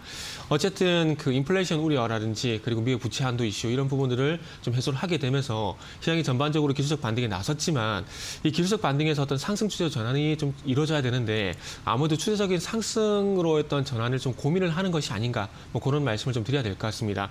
아무래도 코스피 같은 경우 추세적인 상승으로 가기 위해서는 이제 낙폭가대에서 이제 추세 상승으로 넘어가게 되면서 주도주가 좀 나타나줘야 되는데 어찌 보면 코스피의 가장 큰 맹점이 주도주가 없다라는 게 맹점이라 좀 봐야 될 것 같습니다. 그리고 특히나 뭐 최근에 삼성전자 하이닉스가 반등이 나오긴 했지만 그럼에도 불구하고 모건스탠에 이어서 골드만삭스까지 이 디램에 대한 디램 업황에 대한 어떤 우려감을 제기한 상황이기 때문에 아무래도 IT 섹터가 좀 약세를 보이게 된다라면은 지수 상승에 좀 발목을 잡을 수밖에 없다라고 좀 말씀 좀 드려야 될 것 같습니다. 그래서 연계해서 바로 업종을 좀 보게 된다라면은 일단 오늘은 뭐 상승하는 업종보다는 하락하는 업종을 좀 주목을 좀 해야 될 것 같습니다. 오늘 하락하는 업종이 철강금속 업종, 그러니까 철강 업종이 이제 하락 출발을 하고 있고요. 그리고 전반적으로 해운주 그리고 기계 화학, 건설, 자동차 섹터가 이제 하락 출발을 현재 하고 있는 상황입니다. 일단은 지금 철강이라든지 기계, 기계 같은 경우 그 원전 관련주가 강세를 보이게 되면서 상승 업종이었지만 하루 만에 또 원전이 좀 쉬어가게 되면서 현재 약박권 흐름이 진행이 되고 있는 상황이고요. 그리고 철강하고 건설 같은 경우에는 특히나 잘 아시겠지만 인플레이션과 상당히 연관성이 있는 업종이라고 좀 봐야 될 것 같습니다. 최근 어떤 발전용 원자재뿐만 아니라 철강석이라든지 그리고 친환경 금속 가격이 상승을 좀 하게 되면서 전반적으로 이 철강 업종이 상승으로 좀 전개가 됐었는데 일단은 인플레이션이 계속해서 상승하고 있음에도 불구하고 그리고 국채금리가 상승을 하고 있음에도 불구하고 일단 약세를 좀 보인다라는 것은 일단 어쨌든 인플레이션 우려감이 여전히 있는 것은 맞지만은 시장이 전반적으로 좀 조정을 보이게 되면서 동반해서 좀 정체 구간에 들어갔다고 좀 보는 게 맞지 않을까라고 좀 생각을 하고 있고요. 아무래도 IT 섹터보다는 시장이 반등을 줄 때 좀 주도주 역할을 했었기 때문에 방금 말씀드린 철강이라든지 자동차, 기계, 건설 업종의 약세를 좀 보이게 된다라면은 아무래도 추가적인 상승이 조금 주춤해질 수밖에 없지 않을까라는 좀 말씀드려야 될 것 같고요.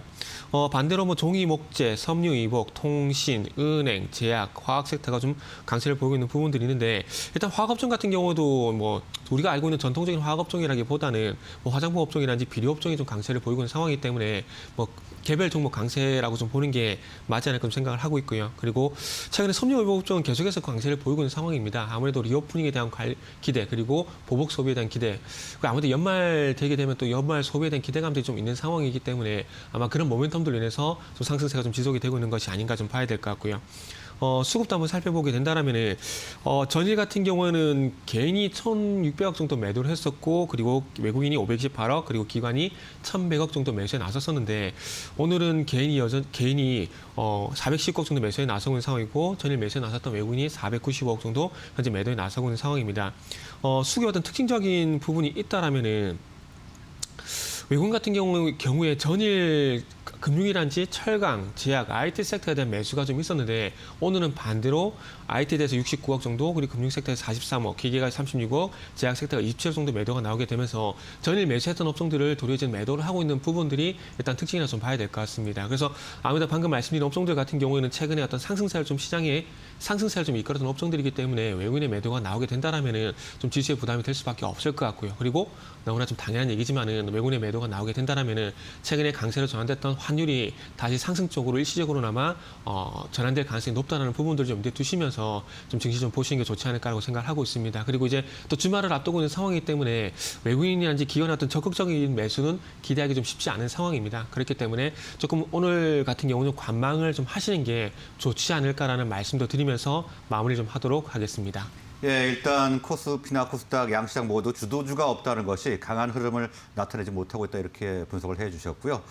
휴일을 앞두고 있기 때문에 환율을 주시하면서 외국인의 움직임 주시하면서 주시를 하셔야 될 것 같다는 분석을 해주셨습니다. 자, 다음은 윤여민 팀장님, 코스닥 시황 부탁드리겠습니다. 예, 일단은 지금 코스피와 마찬가지로 코스닥도 지금 약세 출발했는데 일단 920선에 이제 어떻게 보면 이제 급락했던 이후에 좀 반등세가 좀 나왔던 부분이 있죠. 1차적으로 1020선을 좀 못 넘은 부분들 한 1050선까지 좀 올라갈까 생각했었는데 결국 이제 1000선 초반에서 지금 어떻게 보면 1차적인 기술을 좀 반등을 좀 마무리하고 다시 한번 지금 차익 매물이 나오고 있는 상황입니다. 현재까지 뭐 5거래 연속으로 외인의 지금 차익 매물이 나오면서 현재 이제 어제부터 시작해서 이제 다시 한번 좀 내림세가 좀 가팔라진 부분들 뭐 1000선을 깼고요. 오늘 같은 경우 뭐 980선까지도 지금 열려 있는 상황이라 말씀드릴 수 있을 것 같습니다. 다만 이렇게 지금 흘러내리는 부분들에 있어서 저는 좀 자연스러운 현상이라고 좀 말씀을 드릴 수 있을 것 같고 일단은 이제 이런 좀 기술적인 어떤 반등에 대한 부분에 좀 차익 실현이 좀 마무리가 된다면 그래도 뭐 1000선 가까이 올라왔으니까 다시 한번 2차적인 시세를 만들 수 있지 않을까 좀 생각을 하면서 오히려 저는 이제 이렇게 좀 박스권을 그어놓고 지금 트레이딩 매매를 하시는 게 분명히 좋지 않을까 말씀을 드려보도록 할게요. 그래서 지금 뭐 한 제 생각에는 한 980선 정도까지는 열려 있는데 그게 더 밀리게 된다면 오히려 좀 매수의 구간으로 좀 생각하시면 좋다라고 말씀드릴 수 있을 것 같고 제가 볼 때는 한 1050선까지 어떤 반등, 2차적 기술적 반등도 남아있다 말씀드릴 수 있을 것 같습니다. 그리고 이제 앞에서 말씀하셨지만 결국 이제 외인의 수급이 상당히 중요한데요. 외인의 수급을 보기 위해서는 결국 이제 환율에 대한 부분을 좀 계속 체크해봐야 되지 않을까 좀 싶은데 환율 같은 경우 이제 1,200원까지 올라왔다가 이제 다시 한번 1,170원까지 내려오면서 좀 안정이 되는 부분은 분명히 있습니다. 다만 지금 계속해서 환율에 대한 부분을 좀 체크를 해보면서 좀 시향을 좀 봐야 되지 않을까 좀 생각이 들고 있고 일단 우리나라 같은 경우는 이제 환율의 라인이 1,200원에서 1,250원까지 강력하게 지지 라인이 있는 부분이 있기 때문에 아마 그렇게까지 다시 올라가지는 않을 것으로 보이고 있습니다만 그럼에도 불구하고 환율 체크는 계속 해야 되지 않을까 좀 생각을 하고 있습니다. 그리고 이제 또 뭐 매크로적 이슈로 보게 되면 이제 헝다가 이제 23일 날 뭐 결국 이제 그 파산 디폴트 위에 관련된 좀 뉴스가 나오고 있는 부분들 이런 부분을 통해서 한번 좀 국제적인 이슈도 한번 참고해 보셔야 될 것 같고 오늘 이제 시장을 보게 된다고 한다면 지금 2차 전지 관련된 종목들에서 차익 매물이 상당히 좀 많이 나오고 있다 말씀드릴 수 있을 것 같습니다. 특히 이제 LNF, 뭐 에코프로벤 같은 이런 종목들에 대한 차익 매물이 나오면서 결국 이제 고점에 대한 이제 좀 물량이 다시 한번 나오는 게 아닌가 좀 생각이 들고 있는데 오히려 이제 그런 부분에서 이제 좀 평소에 못 잡으셨던 분들의 어떤 개인 좀 매수세 좀 나오고 있는 부분도 이렇게 좀 체크를 해보시면 좋지 않을까 말씀드려보도록 하겠고 또 이제 반대로 최근에 좀 메타버스와 관련돼서 좀 어떻게 보면 연결이 돼 있었던 뭐 게임주라든지 이제 뭐 엔터테인먼트 관련된 종목들, 뭐 콘텐츠 관련된 종목들은 다시 한번 좀 시세가 나오고 있다 말씀드릴 수 있을 것 같습니다. 오늘 같은 경우도 지금 뭐 카카오 게임즈라든지 뭐 CJ ENM 같은 종목들은 그래도 상승세를 켜주고 있다 말씀드릴 수 있을 것 같고 또 이제 앞에서 말씀하셨던 것처럼 이제 제약발 섹터가 좀 갑자기 올라오는 모습을 좀 보여주고 있는데 일단 뭐 제약발 섹터 같은 경우는 사실은 어떤 이런 시세와 어떤 이런 뭐 3분기 실적 이런 거랑 좀 상관없이 조금은 이제 움직이는 부분이 있기 때문에 좀 제약발 섹터 같은 경우는 이번엔 좀 반등에 좀 어느 정도 좀 보유하고 계신 분들 같은 경우는 좀 비중을 줄여가시면서 좀 대응을 해보시는 게 어떨까라고 좀 말씀을 드려보도록 하겠습니다. 네, 윤여민 팀장께서도 환율의 움직임 체크를 해야 된다 이렇게 말씀을 주셨습니다. 다음은 정태근 팀장님, 코스피 오늘 특징적인 네. 상황 좀 있으면 더 짚어주시죠. 네, 알겠습니다. 일단은 이 코스피 쪽 같은 경우에 일단 서두에 말씀드렸지만은 전반적으로 일단은 뭐 소위 말하는 경기 민감주가 전반적으로 약세를 보이고 있다는 것이 일단 특징을 좀 볼 수가 있을 것 같고요. 그러면서 뭐 섬유 유목이라든지 이런 섹터들이 좀 강세를 보이고 있는 상황이기 때문에 일단은 뭐 약세를 보이는 업종들 같은 경우에는 뭐 조금 전에 말씀드렸듯이 일단은 뭐 시장이 약세를 보이게 되면서 전반적으로 조정 구간이 들어갔다고 보시면 될 것 같고요. 그래서 코스피 쪽 같은 경우에는 일단은 특징적인 뭐 업종이라고 보기에는 힘든 부분들이 있고요. 하지만 은행 업종 정도 보면 좋지 않을까라고 좀 말씀 좀 드려보고 싶은데 시장이 좀 하락을 하게 되면은 대형주들 같은 경우 솔직히 말씀드리면 선택지가 그렇게 많지가 않습니다. 소위 말하는 경기 방어주라 그래가지고 예전에는 뭐 유틸리티 그리고 통신업종을 좀 봤었는데 그런 업종들도 잘 아시겠지만은 대형주라 그 경기 민감주라든지 그리고 수출주 같은 대형 수출주에 대비해서 낙폭이 좀 작다라는 부분들이 특징인데 그러다 보니까 뭐 최근에 국채금리 미국 증시 국채금리가 계속 상승하고 있는 상황이기 때문에 은행 업종 정도 한번 보시는 게 좋지 않을까라고 생각하고 있습니다. 뭐 은행 업종은 잘 아시겠지만 계속해서 최근에 뭐 많은 다른 전문가분들도 많이 언급을 좀 하실 겁니다. 최근에 어떤 뭐 잘 아시겠지만 그 추가적인 어떤 금리 인상에 대한 기대감들 그리고 이번에 3분기 실적도 잘 나왔고 그리고 연말이 이제 다가오고 있습니다. 뭐 배당에 대한 기대감들 그래서 여러 가지 어떤 호재들이 좀 많은 상황인데 그냥 상대적으로 어떤 시장에 대해서 뭐 선방을 좀 할 것이다 뭐 그런 기대감으로 좀 보는 게 좋지 않을까라는 생각을 하고 있습니다. 아무래도 그 계속해서 미국적 테이퍼링 이슈가 좀 발생이 되게 된다라면은 이 달러의 어떤 방향성에 대해 주목을 좀 할 수밖에 없을 것 같습니다. 그리고 만약 달러가 좀 강세 쪽으로 전환이 되게 된다라면은 당연히 원화가 좀 약세 쪽으로 진행이 될 수밖에 없는 상황인데. 그렇다면 원화가 약세 쪽으로 진행이 되게 된다면 이 자본 이탈을 막기 위해서 물론 지난 9월달 같은 경우에 부동산 이슈를 가지고 금리 조정을 좀 했었지만은 결국에는 부동산도 중요하지만은 이 자본 이탈을 막기 위한 게 어떤 한국은행의 어떤 임무라고 좀 생각을 하고 있습니다. 그래서 자본 시장의 어떤 변동성을 좀 낮추기 위해서 환율이 좀 상승하게 되면은 방어를 하기 위한 어떤 금리 인상을 할 수밖에 없고요. 그러면은 최근에 그 대출 규제가 상당히 좀 많아지고 있는 상황들 속에서 수익성을 좀 개선하기 위한 방법으로서 금리 인상이 어찌 보면 가장 좋은 수단이 좀 될 수가 있을 것 같습니다. 그렇기 때문에 이 금리 인상이 호재로 작용될 수밖에 없고요. 그리고 그렇게 또 근거로 제시할 수 있는 부분들이 KB금융이 아시겠지만 실적을 좀 발표했습니다. 역대 최대 분기 순이익을 기록을 했습니다. 근데 이 부분이 물론 일회성 비용도 있긴 하지만 그럼에도 불구하고 순이자 이익이라든지 순수수료 이익이 많이 늘어나는 부분들이 있습니다. 순이자 이익 같은 경우는 장애 잘 아시겠지만 영끌, 거기다가 영끌에 대한 어떤 대출 수요 플러스 시중금리가 상승을 하다 보니까 분명히 순이자 수익이 좀 커지고 있다는 거죠. 근데 이 흐름이 당분간 4분기에도 지속이 될 수가 있다는 겁니다. 그래서 이런 부분들 한번 참고를 해보시고 그리고 이제 아마 금융주 같은 경우는 또 외국인들의 수급이 좀 많이 유입이 될 것 같습니다. 왜냐하면 지금 어쨌든 연말까지 시장이 뭐 상승으로 갈지 아니면 지금 답보 상태가 될지에 대한 부분들은 지켜봐야 되겠지만 만약 답보 상태에 들어가게 된다라면은 배당주에 대한 매력이 외국인 입장에서 상당히 좀 커질 것 같습니다. 환차익에 대한 부분들이라든지 배당 수익. 그래서 뭐 KB금융 같은 경우는 5%대 뭐 하나금융지주하고 JB금융지주 같은 경우는 6에서 7%가량 중간 배당이 포함입니다.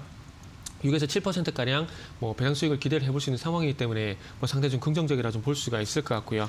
그래서 은행주 그래서 한번 뭐 계속해서 좀 말씀을 좀 드려야 될 것 같습니다. 시장에 좀 변화가 생긴다라면은 다른 업종에 좀 대안이 있겠지만은 뭐 시장이 좀 약세를 보이게 된다라면은 은행 업종 정도가 그나마 선방을 할 것 같다라는 말씀을 좀 드려보도록 하겠습니다. 네, 최근에 좋은 흐름을 보이고 있는 은행주에 대해서 분석을 해주셨는데요. 추가적인 금리 인상과 3분기 호실적이 기대된다고 말씀을 해주셨습니다.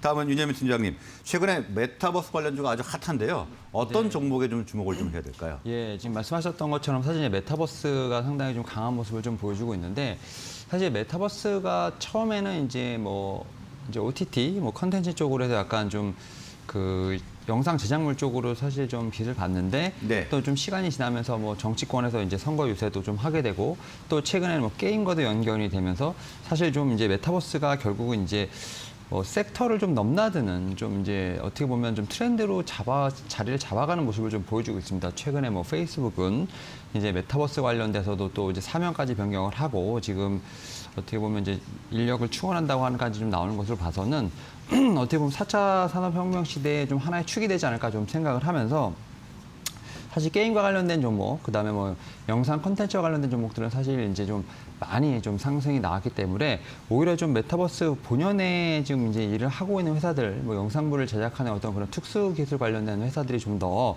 현재는 좀 좀 제가 볼 때는 매력적이지 않을까 좀 생각을 하면서 뭐 자이언트 스텝이라든지 뭐 위직 스튜어 같은 종목들 같은 경우는 제가 볼 땐 충분히 아직까지 좀 매력이 있다라고 말씀드릴 수 있을 것 같습니다.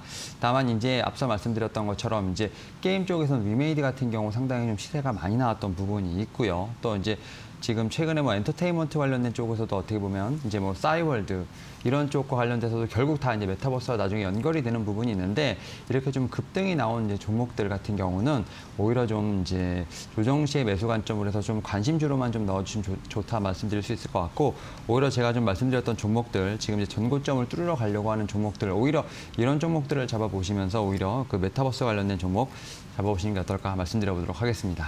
예, 자이언트 스텝, 위즈윅 스튜디오 등을 주목해 볼 만하다 이렇게 말씀을 주셨고요. 다음은 공략주로 좀 넘어가겠습니다.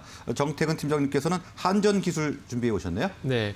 어제 장 후반에 좀 강세를 보였어가지고 이거 한번 뭐 추적 매수 한번 해보시면 좋지 않을까라는 생각에 예. 준비를 했습니다.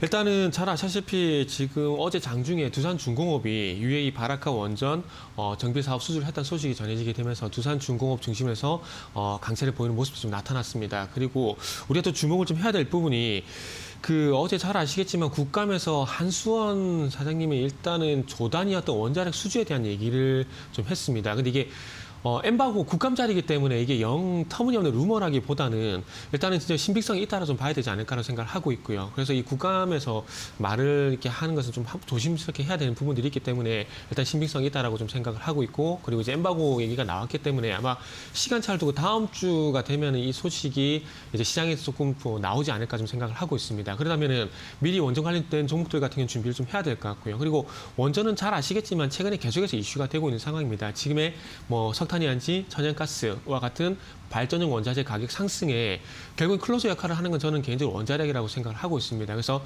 이런 흐름에 또 근거되는 부분들이 최근에 잘 아시겠지만은 프랑스 같은 경우에도 1조 원을 들여가 1조 3천억 정도 들여서 다시 원전을 시작한다는 얘기가 나오고 있는 상황이고 그리고 지금 영국 같은 경우도 지금 풍력 같은 경우에 시설 대비 발전량이 상당히 낮은 상황입니다. 그래서 이 상황을 타개하기 위해서 SMR이라는 소형 모듈 원전을 통해서 지금 발판을 좀 마련하려고 하고 있는데 아마 그 흐름들이 글로벌 전반적으로 확대가 좀 될 것 같습니다. 그리고 앞으로 체코 원전에 대한 기대감도 좀 분명히 있다라고 봐야 될 것 같고요. 체코 원전 같은 경우도 중국이 상당히 좀 유력했었는데 조금은 그 글로벌 전반적으로 중국을 좀 적대시하는 흐름이 전개가 되다 보니까 좀 분위기가 한국 쪽으로 많이 기울어지고 있는 부분들이 좀 나타나고 있습니다. 그래서 이런 체코 원전이란지 사우디 원전. 그래서 제가 제 예상에는 아마 그 한수원 사장님께서 말씀하신 조단위 원전 수주 가능성이 체코, 사우디 이쪽이지 않을까라고 조심스럽게 조금 짐작을 좀 해볼 수가 있을 것 같습니다. 그래서 만약에 이 수주를 받게 된다면은 잘 아시겠지만 세 기업을 주목을 좀 해야 되는데 한전기술 그리고 두산중공업 그리고 현대건설, 삼성물산 이런 기업들 주목을 해야 됩니다. 일단 한전기술 같은 경우는 잘 아시다시피 원전 종합 설계 그리고 원자로 개통 설계 기술을 보유를 하고 있는 상황입니다. 그래서 만약에 원전을 수주를 받게 되면은 설계는 한전기술이 담당하게 되고 이 설계된 이 원자력 그 원자력 단조 이 기술 같은 경우는 두산중공업이 가지고 있고 이 기술을 바탕으로 해서 시공을 하는 업체는 현대건설 그리고 삼성물산이 담당할 겁니다. 근데 이 흐름은 예전 UAE 바라카 때도 이렇게 진행이 됐었습니다. 그래서 한전기술을 포함한 원자력 관련 종목들을 좀 관심을 가져야 된다는 관점에서 오늘은 한전기술을 준비를 했습니다. 그래서 마지막으로 가격 전략을 좀 말씀드리면 장 초반에 좀 변동성이 커지고 있습니다. 약세로 좀 전환되기도 했었는데 지금은 2.5%가량 상승 흐름을 보이게 되면서 64,300원인데 매수가를 62,500원을 준비를 했습니다. 그래서 62,500원을 장중에 좀 줄지 모르겠는데 조금만 높여서 63,500원 이하로 좀 수정을 좀 하도록 하겠습니다. 그래서 매수가 같은 경우에는 장중에 혹시 63,500원 이하 가격을 주게 된다라면은 한번 매수에 좀 동참을 해보시고요. 그리고 목표가 같은 경우에는 75,000원, 손절가는 59,000원 제시하도록 하겠습니다. 예, 원전 수주 호재가 있는 한전기술 공략지로 제시를 해주셨는데요. 목표가 75,000원, 손절가 59,000원 이야기해 주셨습니다. 다음은 윤여민 팀장님. 오늘 공략주 말씀 주시죠. 예, 오늘 저는 좀 풍력 쪽에서 하나 가져왔습니다. 뭐 3강 에멘티난 종목 좀 말씀을 드려보도록 하겠는데 사실 최근에 이제 해상 풍력을 도입하는 국가들이 좀 지속적으로 확대되고 있다 말씀드릴 수 있을 것 같고요. 특히 이제 아시아 지역에 좀 이를 주도하고 있다 생각이 드는데요. 특히 이제 대만 같은 경우 아시아 해상 풍력의 중심이 되고 있고 또 일본이 지금 작은 단지부터 지금 건설이 들어가 있는 상황이라 말씀드릴 수 있을 것 같습니다. 지금 대한민국도 지금 그 이제 행렬에 동참하고 있는 부분이 있는데 동사 같은 경우는 최근에 최근에 좀 수주 소식이 좀 있었죠. 뭐 9월 달부터 지금 해서 꾸준히 지금 수주 소식이 있는 부분이 있고요. 지금 현재 지금 계약들을 포함하면 지금 약 한 7,500억 정도 지금 규모의 계약을 수주를 했다라 말씀드릴 수 있을 것 같은데 이미 작년에 이제 수주 금액 6,200억이었으니까 이제 지금 현재 상황으로도 지금 작년 수주 금액은 넘은 상황이라 말씀드릴 수 있을 것 같습니다. 다만 이제 올해 수주 목표가 지금 1조를 넘게 좀 보고 있는 부분이 있기 때문에 지금 연말까지 남은 기간 동안 목표치가 좀 충분히 넘어가지 않을까 좀 생각을 하고 있는 부분이 있습니다. 뭐 이런 부분을 통해서 제가 볼 때는 좀 매출에 대한 부분도 충분히 기대해 볼 수 있지 않을까 생각을 하고 있고 특히 이제 되게 오랜 고객사죠. BWG 오프쇼어가 미국의 지금 재생에너지 개발 업체인 이제 인베너지와 함께 JV, 그러니까 조인벤처를 좀 설립을 했고 특히 이제 영국 스코틀랜드 쪽에 해상풍력 단지 입찰을 했습니다. 또 이제 이 회사가 이제 미국 캘리포니아 연안 쪽에 부유식 해상풍력도 지금 내년에 입찰을 예정을 하고 있는 부분이 있기 때문에 이제 제가 볼 때는 아시아 쪽만 아니라 뭐 유럽이라든지 미국 쪽으로도 좀 충분히 어떻게 보면 매출이 나올 수 있는 포트폴리오가 다변화될 수 있는 부분이 충분히 있다 말씀드릴 수 있을 것 같습니다. 일단 저는 매수가를 현재가로 좀 드리도록 하겠고요. 좀 타이트하게 드리겠습니다. 손절가는 19,000원 그리고 목표가는 전고점을 넘어가는 27,000원 말씀드려보도록 하겠습니다. 예, 3강 MNT 공략주로 말씀을 주셨고요. 목표가는 27,000원, 손절가는 19,000원 이야기 주셨습니다. 두 분 인사드리기 전에 오늘 상장된 차백신연구소 지금 주가 흐름부터 잠깐 살펴보겠습니다.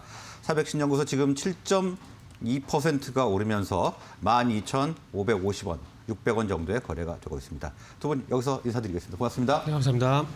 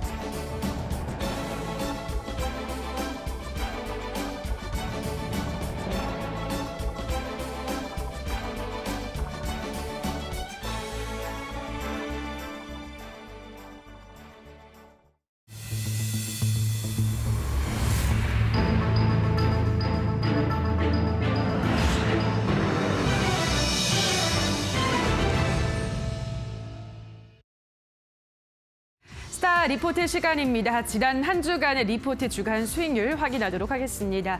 먼저 1위에는 유한타증권의 이혜인 애널리스트가 자이언트스택과 맥스트 두 가지 종목에 대한 리포트를 발간했습니다. 26.4% 수익률 기록하면서 1위에 이름을 올렸고요. 2위는 신한금융투자 오강호 애널리스트가 위즈윅 스튜디오를 분석했습니다. 17.1% 수익률 집계됐고요. 3위는 한양증권의 김용호 애널리스트가 태용로직스에 대해서 다뤘습니다. 16.6% 수익률을 거뒀고요. 4위는 카카오페이 증권의 이승철 애널리스트가 인지디스플레이를 분석했습니다. 14.5% 수익률을 달성했고요. 5위는 키움증권의 오현진 애널리스트가 뉴프렉스를 다뤘습니다. 13.2% 수익률 가져갔습니다. 자, 그럼 이어서 리포트를 발간한 당일의 수익률을 확인해 보도록 하겠습니다. 자, 1위는 키움증권의 오현진 애널리스트입니다. 뉴프렉스에 대한 리포트를 쓴 날 16% 수익률을 거뒀고요. 2위는 리서치아름의 이동현 애널리스트가 다스코와 파인텍에 대해서 분석했습니다. 14.8%를 기록하고요. 3위는 한국투자증권의 이메림 애널리스트입니다. 인텍플러스에 대한 리포트를 발간한 후 12% 수익률 집계했습니다.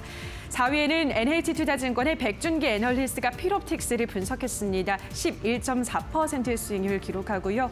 5위는 교보증권의 김민철 애널리스트입니다. 알체라와 맥스트 두 가지 리포트를 발간을 했고 10.8% 평균 수익률 집계됐습니다.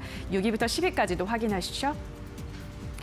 자, 이어서 6위입니다. 6위에는 유한타증권의 안주원 애널리스트가 나이스 정보통신을 포함한 몇몇 개 리포트를 발간을 했고요. 7.3% 수익률 달성했습니다. 7위에는 카카오페이 증권의 이승철 애널리스트 인지 디스플레이에 대한 리포트를 발간한 후 7% 수익률을 가져가고요. 8위에는 하이투자증권의 이상현 애널리스트입니다. 대원 미디어 등등의 미디어 관련한 리포트를 썼고 6.9% 수익률을 짓게 됩니다. 9위에는 유한타증권의 허선재 애널리스트가 푸드나무 등등의 리포트를 발간을 했고요. 6.8% 수익률 기록했습니다. 마지막으로 10위에는 대신증권의 이세롬 애널리스트가 제이시스 메디칼에 대한 리포트를 발간한 후 6.7% 수익률로 10위에 이름을 올렸습니다. 자, 그럼 이어서 주간 수익률 1위부터 3위까지 한 종목들의 리포트 조금 더 자세하게 열어보도록 하겠습니다. 먼저 1위를 한 종목이죠. 자이언트 스텝입니다. 회사는 광고 VFX와 리얼타임 콘텐츠 제작 기업인데요. 이 리얼타임 콘텐츠 매출이 작년에는 39억 원에서 2023년에는 292억 원으로 증가하면서 연평균 95% 성장률을 시현할 것으로 전망되고 있습니다. 현재 회사는 총 3개의 버추얼 스튜디오를 보유하고 있는데요. 6월에 구축을 완료한 이후로 높은 가동률을 보이고 있습니다. 최근에는 700억 원의 유상증자를 결정했습니다. 이번 유상증자는 재무구조 개선 목적이 아니라 중장기적인 성장 재원 마련의 목적으로 회사 성장 가치가 주주가치 희석보다 더 강력할 것으로 평가했습니다. 또한 이미 콘텐츠 제작 관련한 캡티브 일감을 확보하고 있어서 경쟁 기업들보다 상대적으로 실적 성장 가시성이 높다고 판단했습니다. 자, 이어서 2위 확인하시죠. 계속해서 2위는 신한금융투자에서 발간한 위즈익 스튜디오에 대한 리포트입니다. 글로벌 메타버스 시장 연평균 성장률 26%를 기록하고 있습니다. 회사는 실감형 콘텐츠를 기반으로 유통과 커머스, 엔터로 사업을 확장하고 있습니다. 무엇보다 콘텐츠 부분에서 원스톱 플랫폼을 구축했는데요. 영화와 드라마 제작사인 레몽레인과 이미지나인 컴즈를 통해서 사업 포트폴리오를 다각화하는 데 성공했습니다. 앞으로도 OTT 시장 확대 속에서 국내 제작업체 수출 증가는 가속화될 것이라고 전망했습니다. 자, 계속해서 3위를 한 종목도 보도록 하겠습니다. 태웅 로직스입니다. 3자 물류기업으로 국제 물류 주선업을 영위하고 있습니다. 대기업 계열사인 이자 물류 기업의 일감 몰아주기 규제와 정부의 3자 물류 지원 정책 등으로 물류 시장 안에서 회사는 견고한 지위를 유지해 나갈 것으로 예상했고요. 선박 부족과 육로 배송 인력 부족 등에 따라서 해상 물류 병목 현상이 지속되고 있습니다. 그런 가운데 운임이 상승하는 것은 이 회사 실적에 우호적으로 작용할 것으로 봤습니다. 또한 원활한 운임 전가로 인해서 회사 매출 총 이익률이 일정 수준으로 유지되는 가운데 외형 성장에 따른 고정비 효과가 나타나고 있다고 평가했습니다. 운임 상승 압력이 지속된다면 올해 매출액은 지난해보다 131% 증가한 7천억 원대를 기록할 것으로 전망했습니다. 자, 여기까지 주간 수익률 1위부터 3위까지 한 리포트 자세하게 보셨습니다. 스타 리포트 시간이었습니다.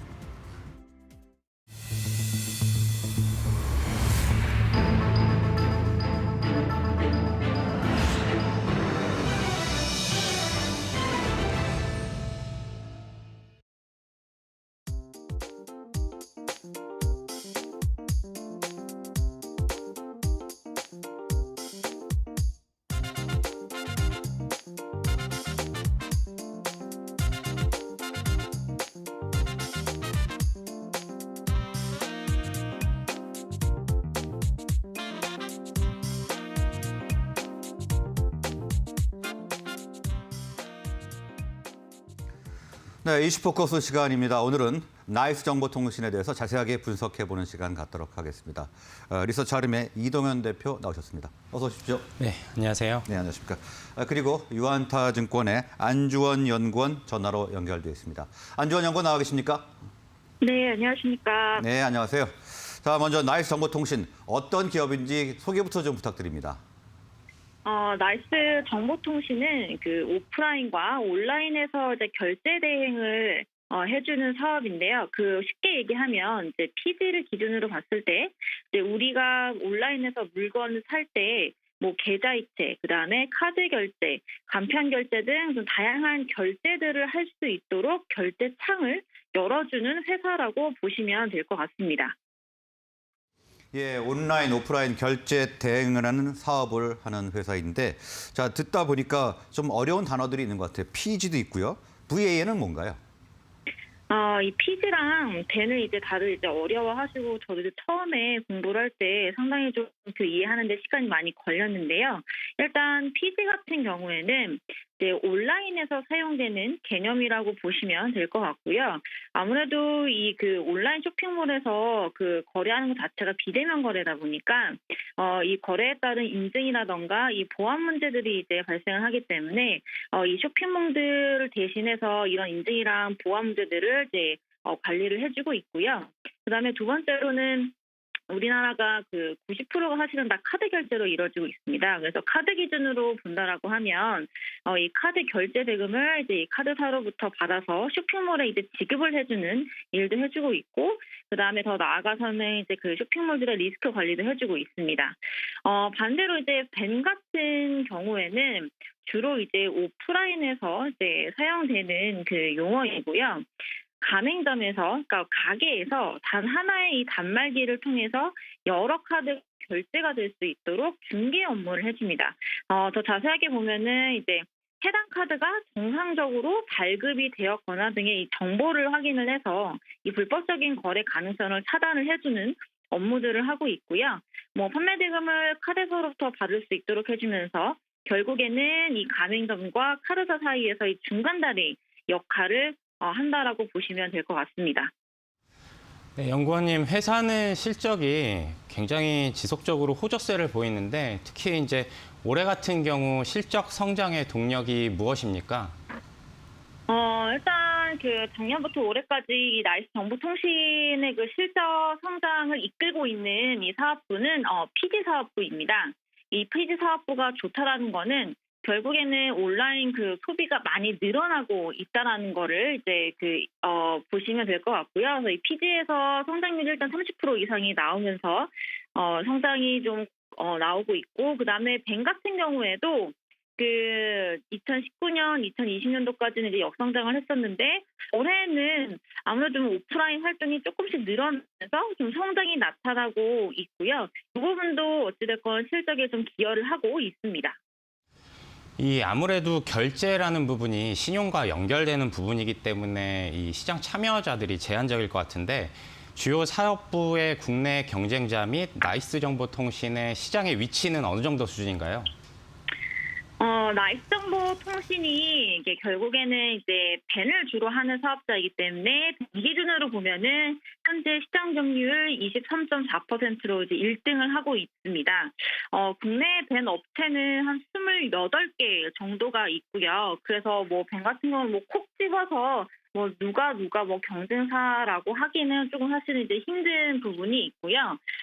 PD 같은 경우는 좀 상장되어 있는 회사들이 몇 개 있어서 경쟁 업체들을 보게 되면은 대표적으로 나이스 정보통신 말고도 NHN 한국사이버결제나 KG 이미지스, 그다음에 KG 모빌리언스, 다날 같은 업체들이 있습니다. 이 좀 전에 말씀하셨는데 PG 부분 성장률이 매우 좋은데 이 주요 원인과 향후의 전망은 어떻게 보십니까? 이 PD 부분이 성장이 굉장히 좋았던 이유는 2020년도에 이 코로나19가 발생을 하면서 오프라인 활동이 제한됨에 따라 온라인으로 소비를 하는 사람들이 굉장히 많아졌습니다. 특히나 이제 우리나라 같은 경우에는 그 새벽 배송, 당일 배송, 이제 굉장히 그 빠른 배송 시스템이 굉장히 잘 갖추어져 있고, 이 빠른 배송이 가능한 품목들도 상당히 많이 늘어나고 있습니다. 그래서 이런 부분들이 좀 부각이 되면서 온라인 쇼핑이 급증을 함에 따라 PD 실적이 좋았던 거고, 이러한 흐름은 제가 봤을 때에는 코로나가 끝난다 하더라도 좀 계속적으로 온라인 소비는 늘어날 것으로 예상을 하고 있습니다. 네, 최근에 백신 접종률도 올라가고 그 정부에서 위드 코로나 단계로 돌입하는 이 시점이 다가온 것 같은데요. 그렇게 되면 나이스 정보통신에 미치는 영향은 어떻게 되는가요? 위드 코로나가 된다고 하면 나이스 정보통신한테는 무조건 좋습니다. 그 벤 사업부 자체가 결국에는 오프라인 이 가게들을 이제 대상으로 진행을 하고 있는 사업이기 때문에 사실 어떻게 보면 그동안은 오프라인 매장들이 많이 이제 죽어 있었죠. 이제 이 부분이 이제 많이 정상화되는 과정 속에서 분명히 이제 그 벤쪽 그 거래 금액이 많이 늘어나면서 매출액도 늘어날 걸로 예상하고 있고, 상장되어 있는 아마 결제업체들 중에서는 위드 코로나가 이제 그 됐을 때 아마 좀 가장 크게 수혜를 받을 수 있는 업체이지 않을까 생각을 합니다. 네, 최근에 이 현금성 자산이 크게 늘고 있다 이렇게 소식이 전해지고 있는데요. 뭐 배당이나 신사업 어떻게 회사의 방향이 정해진 게 있습니까? 배당 같은 경우는 뭐 특별히 지금 현재 정해진 거는 없고요. 사실 신사업도 지금 이 시점에서 딱 얘기하기는 쉽지는 않은데 2019년도에 나이스정보통신이 기존 결제 사업에서 벗어나서 그 텍스 리펀드라는 사업을 시작을 했습니다. 하반기 때 시작을 했었는데 사실은 그게 시기적으로 보면 그 사업을 시작하고 얼마 안 있다가 그 코로나가 사실은 좀 터지면서 이게 이제 공항에서 그 부가세 환급을 해주는 사업인데 여행객들이 없다 보니까 사실은 거의 매출이 나고 있지를 않았어요. 근데 이 부분도 만약에 이제 위드 코로나 되고 이제 백신 접종률이 올라가서 이제 많은 여행객들이 좀 이렇게 왔다 갔다 한다라고 하면은 아마 내년에는 이 결제 사업부 외에 이 텍스 리펀드 쪽에서 새롭게 좀 매출액이 발생할 수 있는 첫 해가 되지 않을까 예상하고 있습니다. 전망이 밝은데요. 그런데 밸류에이션은 계속 낮은 흐름으로 지속이 되어 왔습니다. 적정 밸류에이션은 어느 정도라고 보시는지요? 올해 대추정치 기준으로 사실 나이스정보통신이 이제 PER 기준으로 한 10배 정도의 이제 주가가 형성이 되어 있습니다. 어떻게 보면 PG 부분이 고성장하면서 실적이 좋았음에도 이제 부각을 잘 못 받았었는데요. 아마 그 이유는 나이스정보통신이 이제 PG보다는 벤 주요 사업자라는 인식이 좀 시장에 많이 이제 각인이 되어 있기 때문이라고 생각을 하고 있습니다. 다만 이제 내년 같은 경우에는 이 벤 부문에서도 성장률이 두 자릿수대로 나올 걸로 제가 추정을 하고 있고, 그렇기 때문에 뭐 국내에서 이렇게 PER 30배가 이제 넘는 밸류에이션을 받고 있는 업체를 제외한다라고 봤을 때에는 뭐 적정 밸류에이션은 아마 15배까지는 충분히 줄 수 있다라고 판단을 합니다. 예, 현재 퍼가 10배 수준이기 때문에 15배까지는 가능할 것이다. 이렇게 말씀을 해주셨습니다. 오늘 말씀 여기까지 듣겠습니다. 감사합니다. 감사합니다. 지금까지 유한타증권의 안주원 연구원이었습니다. 자, 이동현 대표님, 나이스정보통신 어떻게 보셨습니까? 일단은 지금 현재 타이밍상으로는 굉장히 좋은 시점 같아요. 밸류에이션도 일단 낮은 상황이고 회사는 이 주요 사업을 하면서 현금을 꾸준히 확보한 회사이고 신사업도 이 위드 코로나 단계에 들어가면 이제 어느 정도 정상화가 될 것이기 때문에 기존에 저희가 온라인 성장률이나 이런 거는 꾸준히 유지가 됐었던 상황이거든요. 예. 여기서 벤 사업 같은 경우에는 오프라인 성장률까지 이 애드업되는 구간이기 때문에 지금 시점 자체는 굉장히 좋은 타이밍 같습니다. 예, 오프라인 성장률도 좋을 것으로 예상되기 때문에 매수에는 좀 괜찮은 시점 같다. 이렇게 분석을 해주셨습니다. 오늘 말씀은 여기까지 듣겠습니다. 네, 감사합니다. 고맙습니다. 네.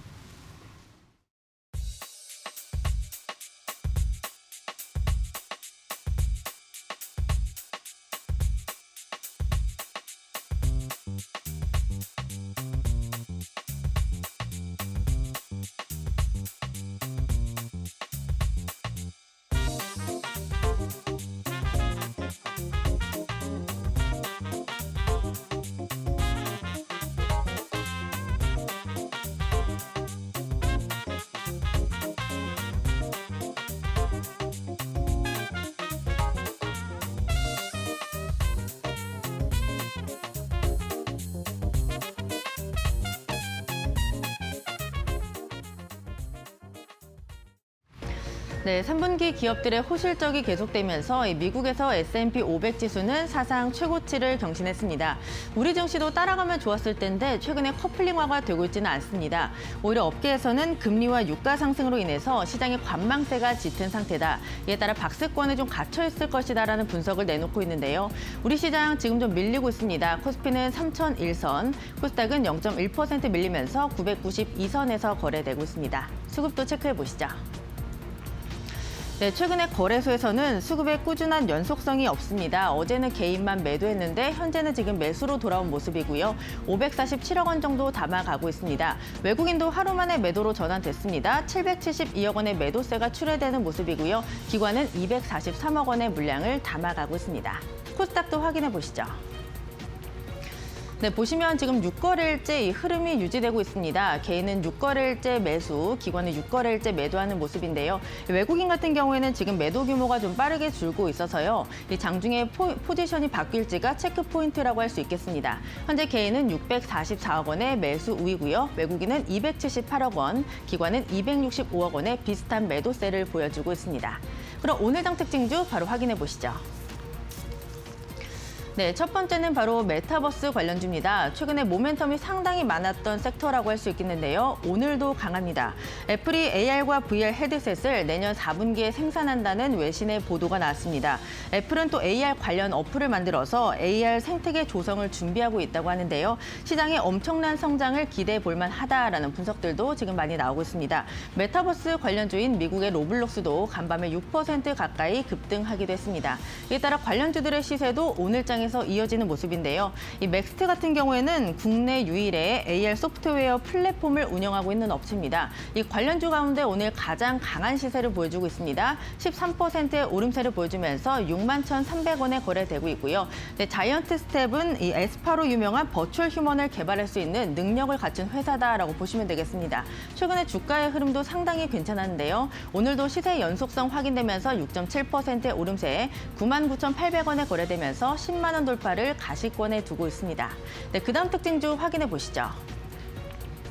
네, 어제장에 이슈였던 누리호 같은 경우에는 절반의 성공이라고 할 수 있겠습니다. 이 발사에는 성공했지만 목표 궤도인 지상 700km에 안착시키는 것은 실패를 했는데요. 다만 업계에서는 발사 기술력을 검증을 했고 관련주의 성장세는 더욱 가속화될 것이라는 그런 전망들을 내놓고 있습니다. 다만 이 소식이 나왔지만 어제장에서는 그렇게 강하지 않았던 섹터라고 할 수 있겠습니다. 오히려 지금은 악재가 조금 더 크게 반영된다라고 할 수 있겠는데요. 캠코와 에어로스페이스 같은 경우에는 주가가 최근에 좀 많이 밀렸습니다. 주가 우하형 곡선을 그려냈고요. 오늘까지 5거래일 하락세를 기록하고 있습니다. 6.7% 하락하면서 14,450원에 거래되고 있고요. 이 퍼스텍 같은 경우에는 과거에 나로우 사업에 참여해서 자세 제어 시스템을 납품한 이력이 있습니다. 오늘장에서 4.5% 밀리면서 2,190원에 거래되고 있고요. 이 제노코 같은 경우에는 위성통신 부품 제조 업체라 보시면 되겠습니다. 마찬가지로 지금 좀 많이 밀리고 있습니다. 5.7% 하락하면서 54,500원에 거래가 형성되고 있습니다. 네, 그럼 마지막 특징 섹터 확인해 보시죠. 네, 2차 전지 소재주들은 업계에서 단기 급등에 따른 피로감이 반영됐다. 이에 따라 리스크 관리를 해야 된다는 분석들이 지금 많이 나오고 있습니다. 여기 어제 테슬라까지 기존에 쓰던 NCMA 대신 리튬 인산철 배터리를 사용할 것이라고 밝히면서 NCMA 배터리를 생산하는 국내 2차 전지 소재주들에는 또 악재로 작용을 했습니다. 다만 지금 전반적으로 낙폭을 줄여간다는 점이 특징이라고 할 수 있겠습니다. 외국인의 저가 매수가 들어오는 종목들 체크를 좀 해보시면 좋을 것 같고요. 네, 캠트로스 같은 경우에는 외국인의 매수세가 지금 3거래일째 유입되고 있습니다. 지금 계속해서 장중에 상승과 하락을 오가는 모습인데요. 현재 보합권에서 움직이면서 15,400원에 거래되고 있고요. LNF 같은 경우에도 지금 외국인의 저가 매수가 붙고 있습니다. 1년 동안 주가가 6배 가까이 올랐습니다. 주가 양극재 관련주라 보시면 되겠는데요. 현재 0.4% 밀리면서 19만 6,900원, 현재 20만 원 회복선에 도착해 있습니다. 네, 지금까지 시장 상황 전해드렸고요. 캐스터 박혜미였습니다.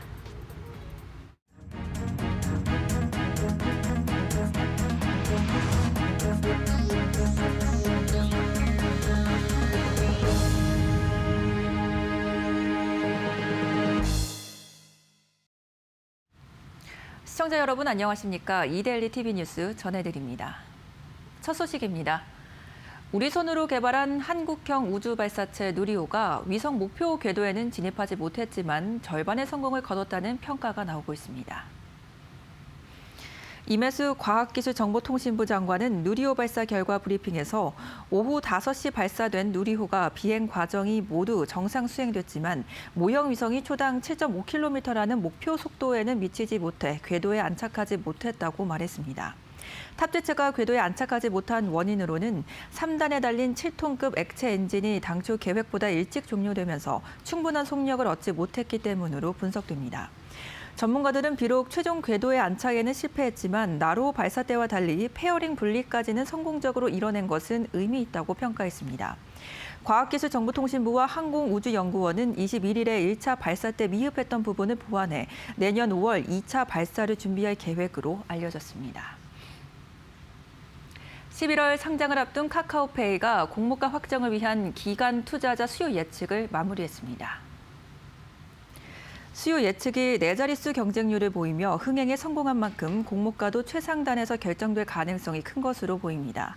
어제 금융투자업계에 따르면 카카오페이는 20일부터 진행한 국내외 기관 대상 공모주 수요 예측을 이날 5시에 마감했습니다. 증권가에 따르면 카카오페이의 수요 예측은 이미 첫날인 20일 국내 기관 투자자 경쟁률을 1,000대 1을 넘어서며 둘째 날 참여한 투자자와 외국계 기관 투자자를 합치면 경쟁률은 1,000대 1 후반에서 2,000대 2를 기록할 것으로 보입니다. 공모가 고평가 논란과 금융당국의 규제 기조 등 악재에도 불구하고 카카오페이 수요 예측에 기관들이 몰린 것은 그만큼 증권가에서 카카오페이의 성장성을 높게 평가한 것이라는 분석이 나옵니다.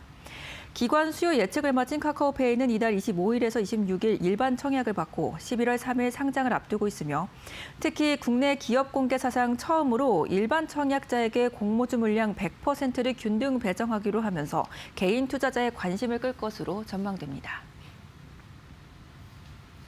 KB금융지주가 3분기 순이익 1조 3천억 원을 기록하면서 또다시 분기 기준 최대 실적을 갈아치웠습니다. KB금융은 21일 올 3분기 당기 순이익이 전년 동기 대비 11.2% 증가한 1조 2,979억 원을 기록했다고 발표했습니다. 이는 2008년 KB금융그룹이 출범한 이후 역대 최대 분기 순이익으로 작년 3분기보다는 11.3%, 직전 2분기보다는 7.8% 큰 규모입니다. 올해 들어 3분기까지 누적 순이익은 3조 7,722억 원으로 작년 같은 기간보다 31.1%나 불었습니다. 누적 기준으로도 이익 규모가 최대를 기록했습니다. 대출 자산이 급증하면서 순이자 이익의 증가세가 두드러졌습니다. 3분기 순이자 이익은 2조 8,543억 원으로 전년 같은 기간보다 16% 증가했습니다. 한국은행 기준금리 인상에 따라 대출금리가 따라 올라가면서 순이자 마진도 개선되고 있습니다.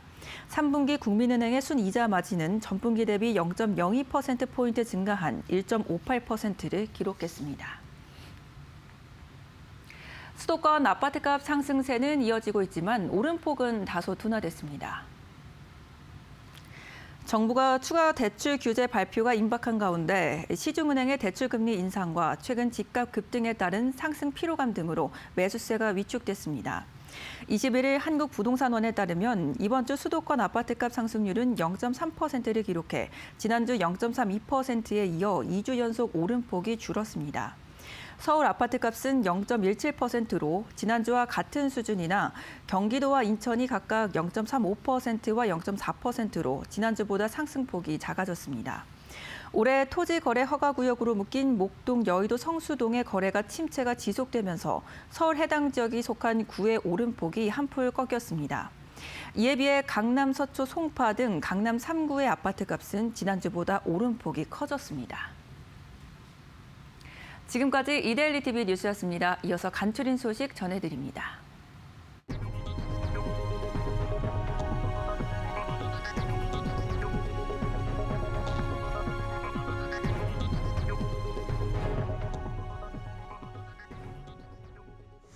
네, 저희가 준비한 소식은 여기까지입니다. 오늘도 성공 투자하는 하루 되시고요. 저희는 조금 더 나아진 모습으로 다음 주 월요일에 다시 찾아뵙겠습니다. 여러분 고맙습니다.